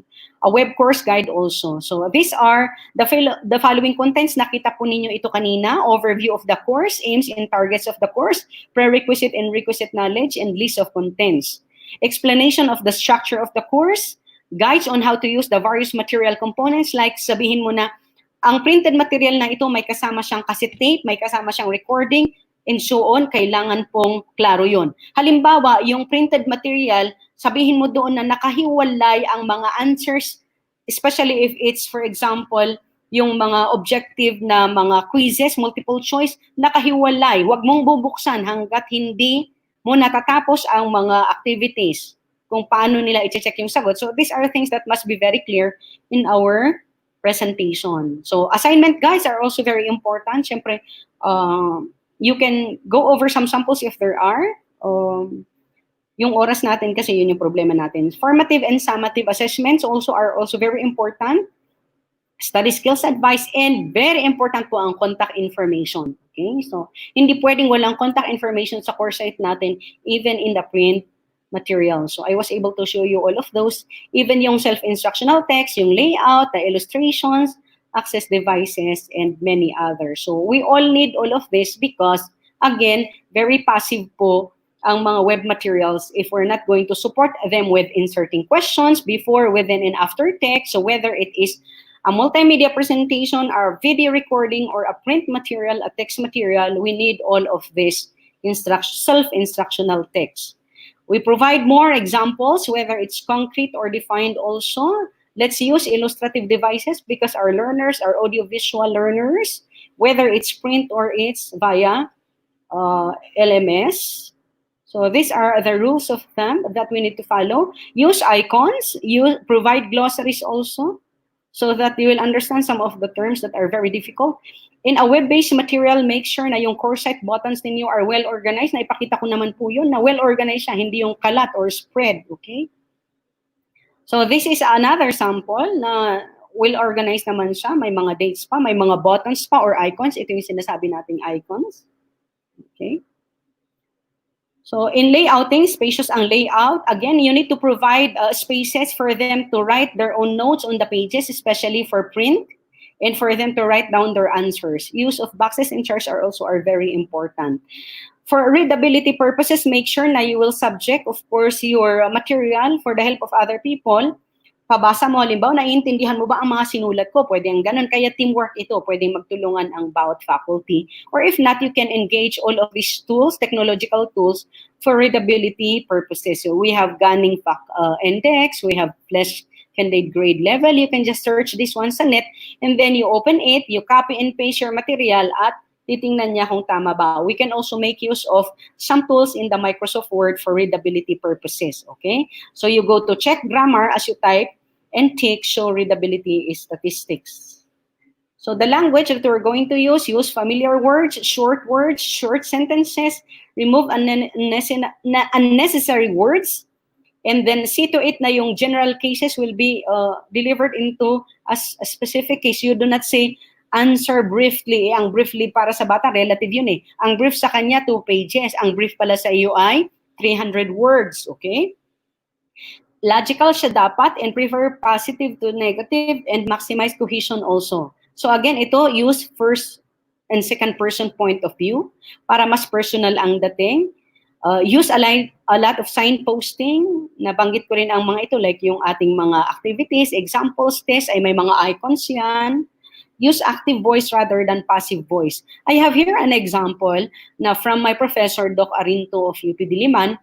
Klarong-klaro yung instruction niya. Kasi yung mga kaklase ko, marami sa kanila ang nasa ibang bansa. You may take this exam anytime between 8 a.m., etc. Tapos nakalagay dito na all times indicated refer to Philippine Standard Time. Okay? Maaari kasi yung mga estudyante natin na lockdown sila somewhere in the world. Okay?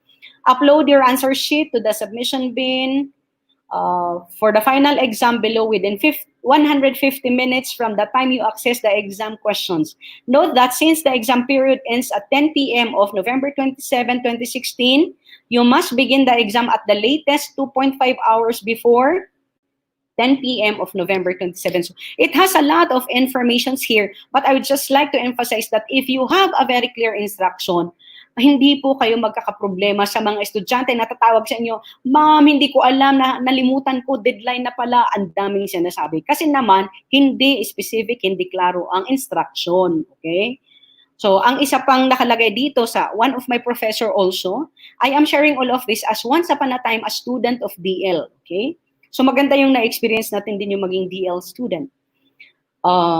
Palakin lang natin yung sinasabi dito. Ang sabi niya, please read the following message. I understand, ito yung message, that it is important that the attempt I am about to make is my own work. O, diba?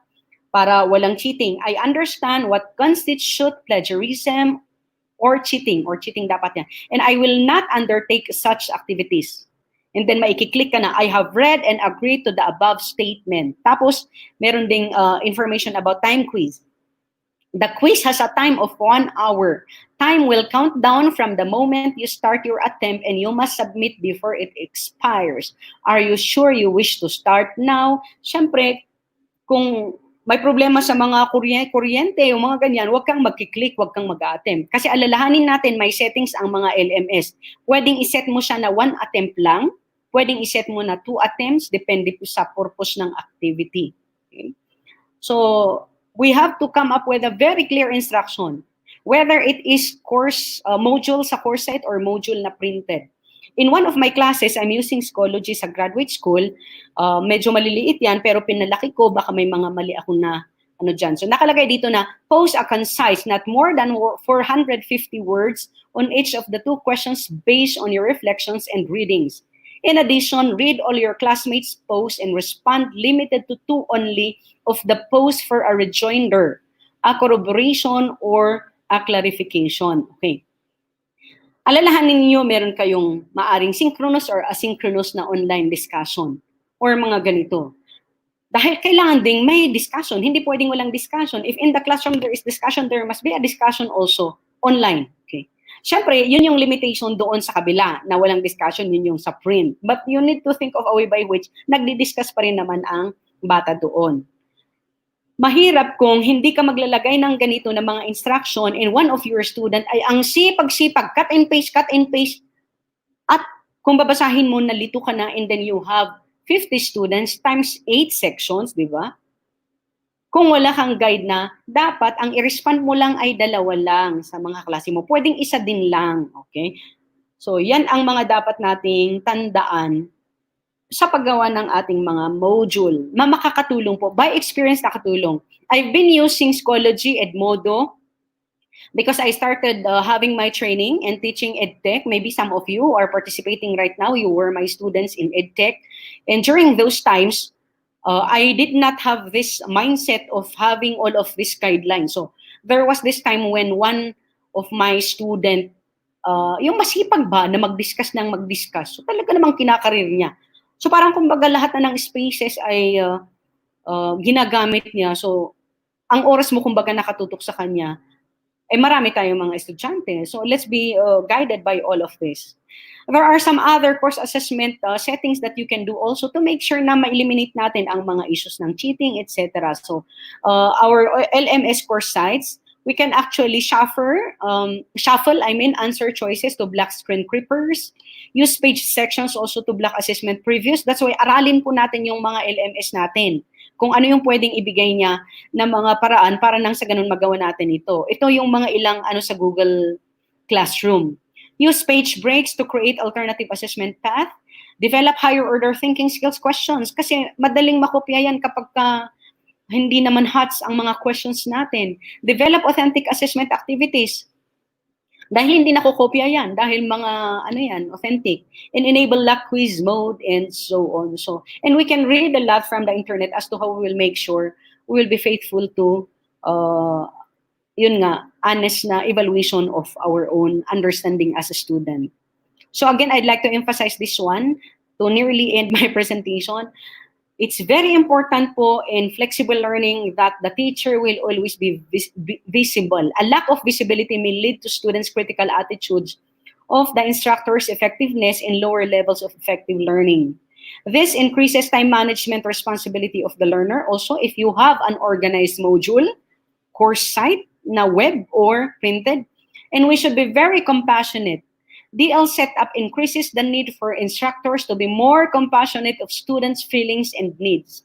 We're supposed to be very analytical also, like ensuring that there will be timely feedback Now we can really manage and timely return of assignments as well as analysis of student data.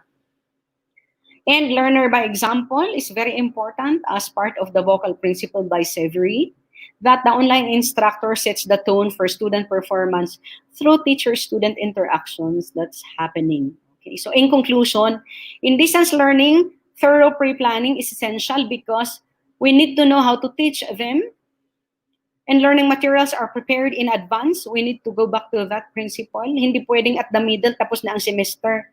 Media to support those materials are supposed to be pre-selected, and changes to materials cannot be conveniently incorporated within mid-session. So instructional design in distance learning is precisely the necessary pre-planning activity. And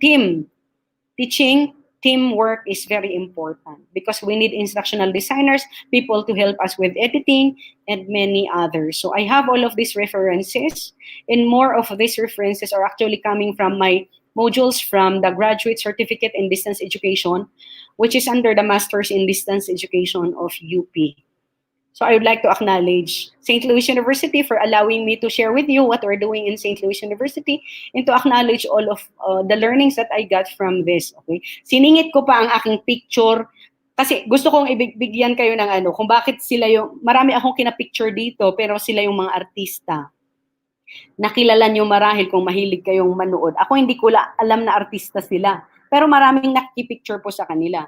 Kasi marami sa mga artista natin, katulad din naman ni Pacquiao, through alternative learning system, ang pumapasa at nagsusurvive sa distance learning because all guidelines are given properly to them, or prompts and scaffolds. Okay, so pasensya na kung masyado akong mabilis dahil sa totoo lang, sinare ko sa inyo ang sinishare namin dito sa SLU na actually maraming araw naming pinag-uusapan. Okay, so just so na kahit papaano makatulong pa tayo sa Commission on Higher Education. Kaya nabubulol na po talaga ako. Sorry, and thank you very much. Thank you so much for that very functional and timely presentation, Dr. Felina. And proof of that is that we have a total of 3,500 live viewers in our FB and YouTube accounts. And that is the highest so far in all our webinar sessions. We also received a lot of positive and encouraging comments and a lot of requests later on for a copy of your module, Dr. Felina. Okay, so this is an example of an encouraging comment. Please revise the session evaluation to 10 scale. I need to give 10 to the speaker, Dr. Espique. Thank you, Sir Robert. So before we go to the Q&A part, may we invite you again to like our FB page, that is CHED Region 1, and subscribe to our YouTube account, CHED Regional Office 1. We'd like also to encourage you to share today's webinar with your social networks. You can use the social sharing icons below your screens. Okay, so let us now proceed to the Q&A part. Dr. Felina, are you ready po? Yes po, ma'am. Ready po. Be accommodating 10 questions from our participants. The first one is coming from Agustin Veras.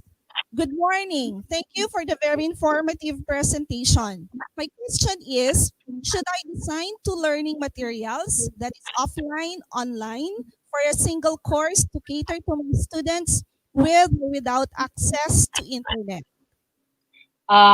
If we are to be faithful to flexible learning, and some of our students are opting to still enroll, but they do not have internet connection, then maybe if we would like to still continue learning with them, that is the most appropriate thing to do. That you have a material for those who will not meet you who will not meet you via online, and you have a material for your students who will meet you via online. That's actually the design that we are to use here in SLU, so that we will accommodate our students po na wala pong internet connection or mahina ang internet connection. At ang isa pong sinusundan din namin dito sa ngayon as per advisory ay dapat na yung online din namin hindi siya synchronous. asynchronous, para anytime na malakas ang net connection ng mga estudyante ay mabubuksan din nila. So we were able to advise all the faculty if it's possible for them to have a recorded version also of their lectures, which will be given via correspondence or it will be posted po doon sa ating course site. So, kasi gusto namin siyempre maraming papasok na estudyante. Kung ang ano natin ay yung may online lang o di mag-pure lang tayo na online. Pero, paano naman yung iba? So, that's the essence of flexible learning. Thank you, Dr. Felina. Another one from Gail Interno. I'm writing learning modules. Do we have a standard rule relating to final outcomes such as font style, font size, and others? Okay. We actually have, how do you call this one, guides, standards that we can use coming from DepEd, LRDMS, may ganun sila in terms of font style, font size, and we can download a lot. Basta sundan lang natin yung principle na ang font style natin ay at least wag namang 4, 3, ganon. Kung mga bata yan, kasi depende rin sa profile of the students. If you're developing a module for basic ed, iba siya doon sa pang tertiary level for graduate school. But every learner is a learner na audio-visual.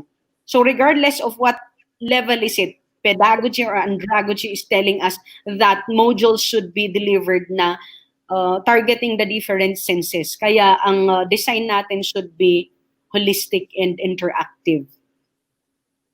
Thank you po. Here's another one from Mr. Dominic Kabawatan.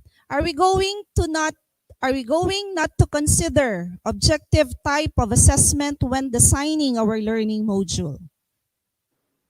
Hindi po bawal ang objective type of assessment dahil especially if you are preparing for a board program. Like for example, teacher ed, kailangan pumasa sa board yan. So dapat mahasa sila sa pagsagot ng multiple choice type of test, yung mga ganyan.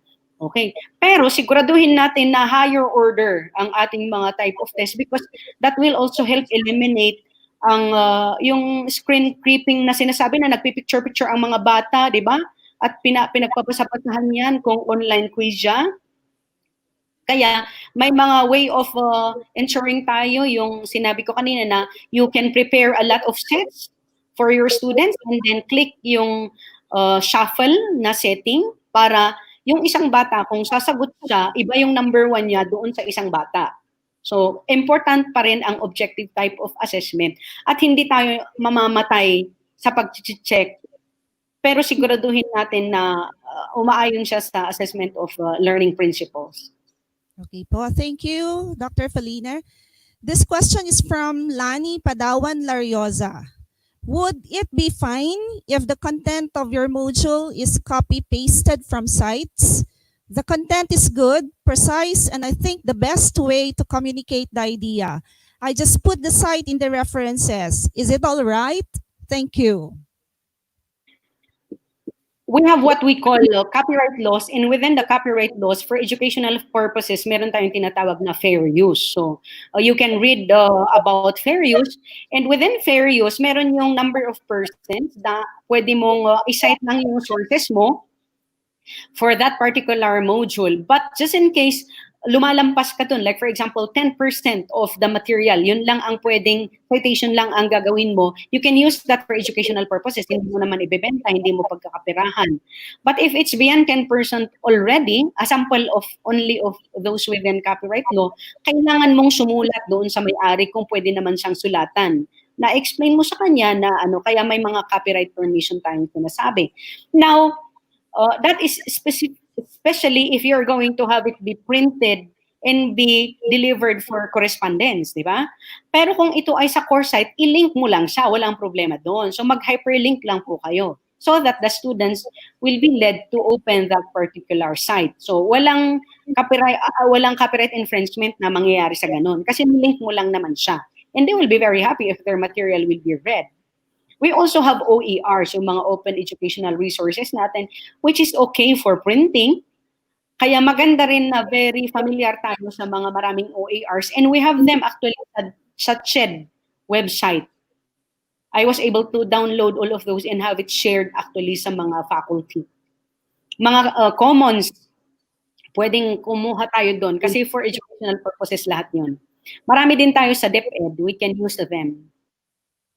Okay, another question from Ms. Vernaline Flores Bismonte. How will we promote inclusivity in education through this way of learning when in fact we have students who have audio and visual disabilities? Okay. Actually, may faculty kami dito. Ang pangalan niya ay si Sir John Paredes. Isa siya na naging advisee ko din in the graduate school. And he is a faculty of the Department of, how do you call this one? Social work. Isa siya sa mga kasama naming nagte-training. Okay? At alam niyo po ba na marami din siyang nagawang output? Because we have a lot of productivity tools that may help our students with audio and visual disabilities. May mga screen readers, even yung mga cell phones and so on. So, we really need to have a lot of training for this. If you are interested, you can contact our Institute of Inclusive Education here in SLU to help you develop materials for them, even for our students with hearing impairment. So, actually, maraming mga nakikinabang po sa Institute of Inclusive Education ng SLU sa maraming region. And maybe some of you who are participating here, baka may mga ilan kayong mga kakilala na nakinabang naman sa mga materials that the Institute is providing for you. So, we're happy to serve you here in SLU. Thank you, Dr. Felina. Another question from Ms. Judith Secosana. A lot of teachers are like fish out of the water in terms of preparing or writing modules for ODL. What can you tell us so we can approach this with a positive and open mindset?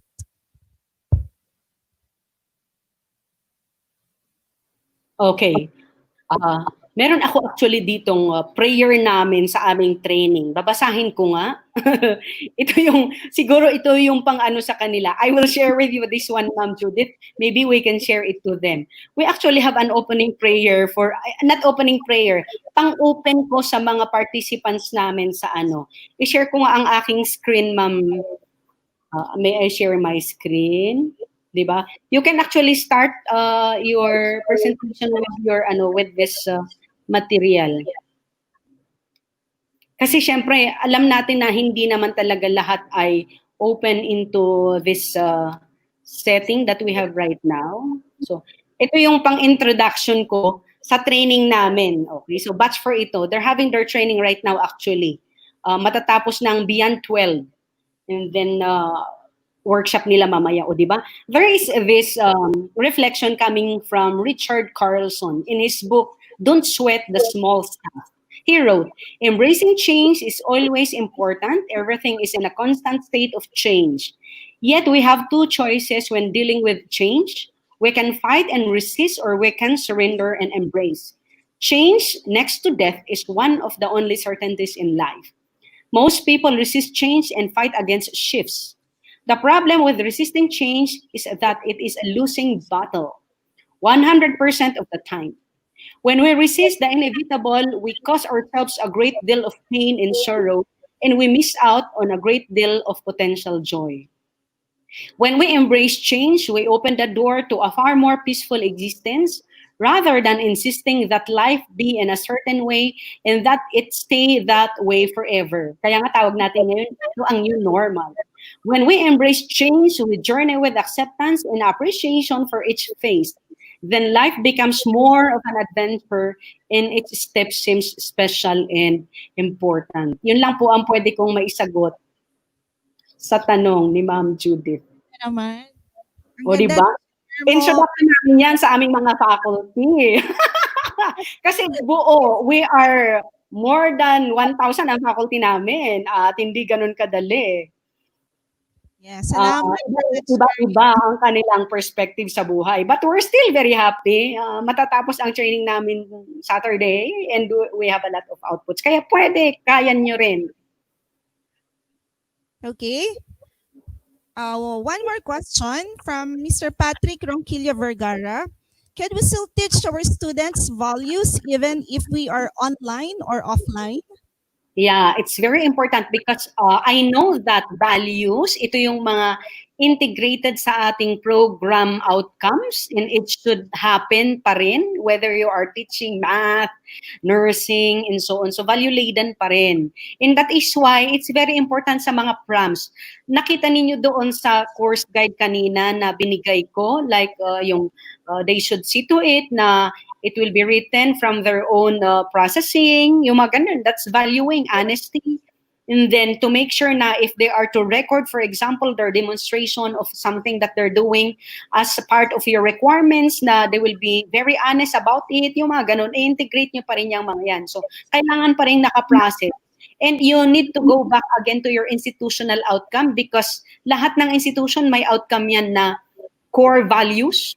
So do not forget that, regardless of the modality, regardless of whether it's face-to-face or online, we always go back to the core values of our institution na naka-integrate pa rin. So tulad ng sabi ko sa SLU, yun yung competence, missionary, social involvement, and so on. Lahat ng mga activities dapat embedded siya. Yun lang, ma'am. Thank you, Dr. Felina. We still have some more questions from Ms. Juvie Manzano Jocales Naungayan. Good morning, Ma'am Felina. How do module objectives differ from course objectives? Thank you, ma'am. Okay, yung ating course of in higher education institutions, we have course learning outcomes, okay? Ngayon sa elementary, high school, senior high school, you have your competencies articulated in your curriculum guide. Mas klarong diretso doon sa elementary kasi meron silang specific na mga competencies or mga objectives na yun na mismo ang i-translate mo doon sa module mo. Siguro pwede kong ipakita, ma'am, May Grace, yung sample ko for the basic ed. Kasi yung doon kasi sa higher ed, you should develop your topic learning outcomes at yun yung mga laman ng modules mo by unit. Yung, di ba, may topic learning outcome ka for prelims, midterms, finals, if that is your periodical way of doing things. But in the basic ed, you should be guided by the content standards and performance standards. I'll just show a sample of our module po para makita po nila kung papaano. Kasi ita-translate mo lang yan mula sa how do you call this one? Mula sa curriculum guide. So, practical research. Buksan ko lang muna, ma'am, ha? Kasi kailangan nabubuksan bago Okay. Magandang sagutin through an actual example dahil mahirap ang nag-imagine tayo kung ano yun. Okay? This is a book that we were able to develop, which is for senior high school. Okay? Yung pinakita ko sa inyo na yun, pang tertiary level yon. So, yung mga course outcomes na galing doon, galing sa PSG ng CHED. Ito naman ay galing sa curriculum guide ng DepEd. So, senior high school, meron tayong practical research 1. Okay? So, ito ay naisubmit ko for publication. So, meron siyang module 1, 2, 3, and so on. At makikita ninyo na nandito yung table of contents, but the table of contents, all of this are actually our results of the content standards and performance standards of DepEd. Okay. Ito, actual po ito na galing sa DepEd. Okay? Curriculum guide. Cut and paste lang yan. Siyempre, ni-recognize ko sa baba. Ngayon, out of the course competencies and the performance course competencies, nakalagay po dyan yung mga topics ko na. So, hinango ko yung topic dito. Okay? Tapos, yun yung, ibig sabihin, hindi pwedeng babaguhin mo kasi standard nga eh. Kaya kailangan kung ano yung nandun sa DepEd curriculum, yun din yung gawin mo. At yun yung gagawan mo ng topic, gagawan mo ng exercises, gagawan mo ng output, at gagawan mo ng assessment tool. So, ito yung mga sinasabi ko na mga icons. Actually, yung mga icon na yan ay binili ko pa sa presenter media. So, kumbaga may subscription ako ng mga icon na yan na pinaggamit ko para sa aking mga presentation. So, pwede yun. Pag binili mo, pwede mo namang gamitin. So, for example, for this one, so topic 1, ayan ay mga sarili kong lengguwahe yan at may mga exercises. Ngayon, okay, ito, parang yung tanong kanina, do I need to develop for online and for offline? Okay. If it is online, ganito yung isasalpak mo sa course site mo. I-click lang nila yan, so walang infringement of copyright kahit na 100 page pa yung link na yan. But if it is offline, you need to see to it that you will only get the portion that is acceptable within the copyright law. Okay? So, you can read, of course, materials on copyright laws. Yan ang sample po ng module. So, makikita natin yung sabi ko kanina, ang layout ninyo dapat maluwang siya, may pagsusulatan, di ba? Okay. So, for example, this one, write your field of specialization at the middle of the square. So, di ba, nakalagay at kung ano-ano pang mga instruction. Tapos, isusulat nila yung mga ibang sagot nila sa mga ibang bahagi. So, yan po, puro exercises yan. Yan yung layout po, na ibang-iba siya kapag ka-textbook. Tapos may mga exercises dyan. Okay. Okay, so ito ang sample. At may mga guides po kayo. This is just one module of the many modules of Practical Research 1. Okay, so para guided po ang mga bata. O di ba may DepEd pa dyan? Siyempre, i-recognize mo yung pinanggalingan. Okay, so may assessment tool ka, may rubric ka, tapos yan po, and references. Back to you, ma'am. Thank you, ma'am, for showing us some examples. Another question from Dr. Romay D. Asis. Can you suggest how we could approach the subject on the job?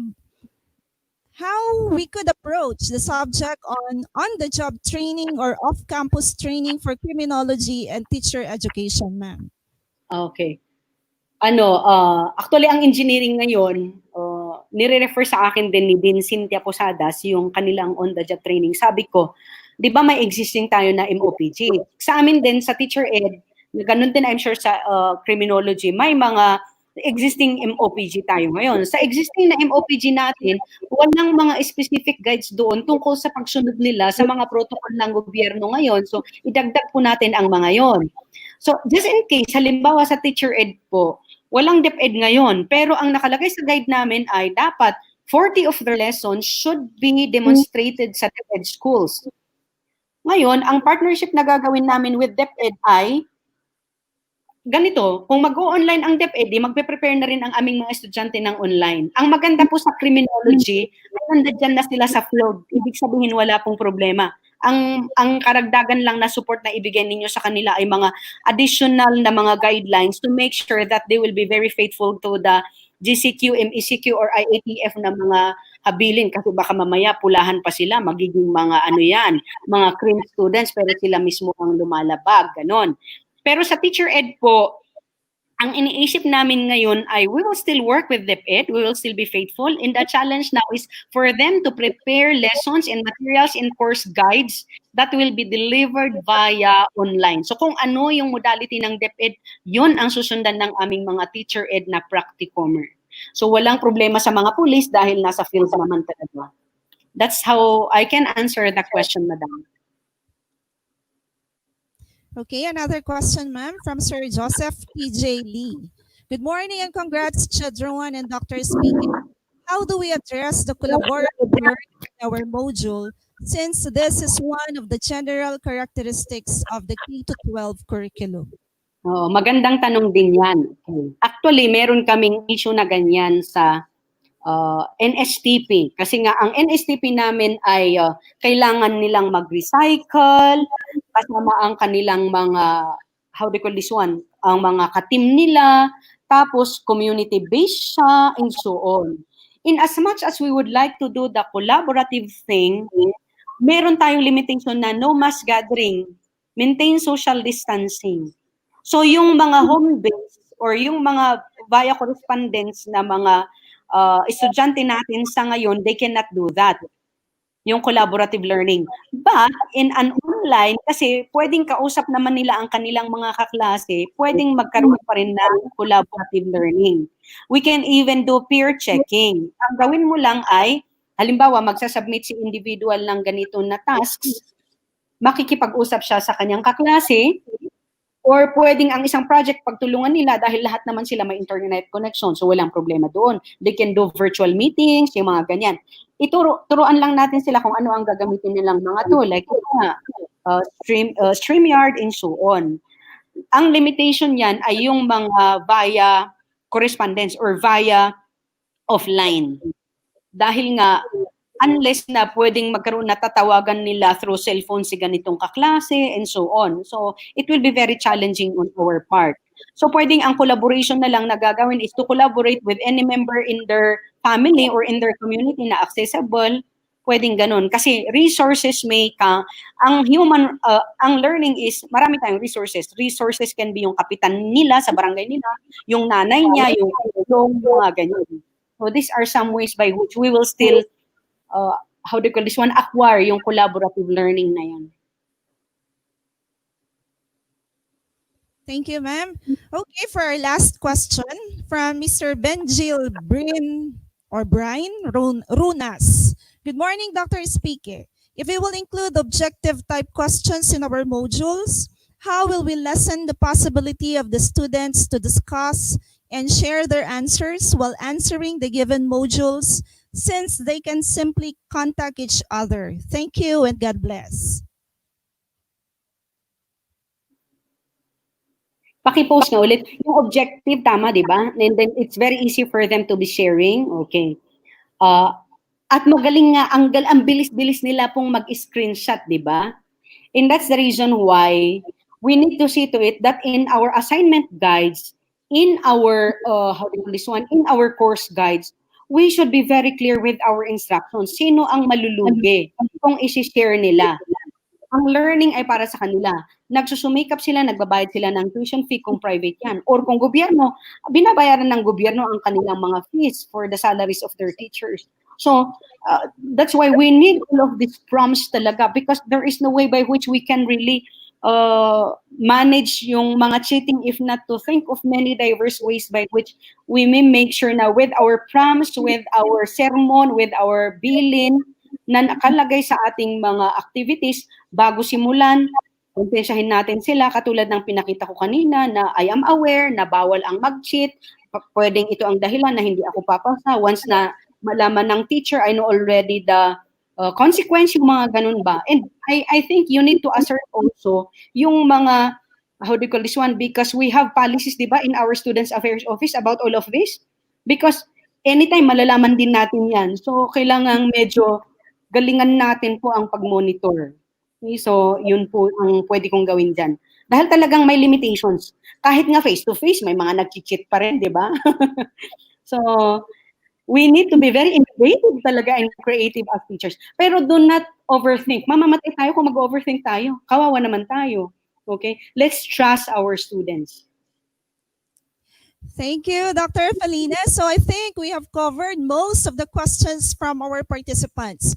For the comments or suggestions that we receive for Children 1 to conduct a training workshop on module writing, we will take note of that and we will include it in our future plans. So thank you again, Dr. Felina, for sharing your time and expertise with us. Do you have any concluding message to our participants, ma'am? Okay, yeah, I would like to say thank you to our dear participants. I'm really sorry na I had to make my talk very, very fast because I would just like naman to share with you the entire thing. Kung napuputol kasi, the whole concept of doing things ay hindi natin maibigay ng tama. So I know that I was very fast in talking. Medyo napuputol pa yung aking pagsasalita. Naistorbo pa tayo in between. Pasensya po sa mga yun. And I hope that you will do your work in order for us, well, as teachers and educators, in order for us to promote the potentials of our students. And again, I would like to thank you to CHED Region 1, to one of our Louisian student, and like you, Ma'am Grace, because you are demonstrating indeed our core values here in SLU for acknowledging that indeed we need partners to help our our higher education institutions in the region. And thank you for sharing this also to our teachers in other regions. Some of our graduates here in SLU who are not in Region 1, ito text sila ng text, nanonood daw. So marami pong salamat, Ched, Region 1. Thank you. Thank you, Dr. Felina. It was a pleasure to have you with us this morning. And we hope to have you with us. We hope we could bring you back again to CHED Region 1 if we're going to conduct training workshop on effective module writing. Thank you so much. And to our participants from as far as Davao, Iloilo, Lapu-Lapu, Cotabato, Leyte, Bukidnon, Sorsogon, Bicol, Occidental Mindoro from NCR, and of course from those from Region 1. And we also have international participants from Somalia and Iceland. We appreciate you being here this morning. Please join us again this afternoon for 2 more sessions. We will be having Attorney Ana Lea T. Romero from the Commission on Human Rights 1 to talk on common gender issues during the COVID-19 outbreak at 1:30 this afternoon, followed by Mr. Kendall Pilgrim Gatan's sharing on how to beat COVID-19 through nutritional health.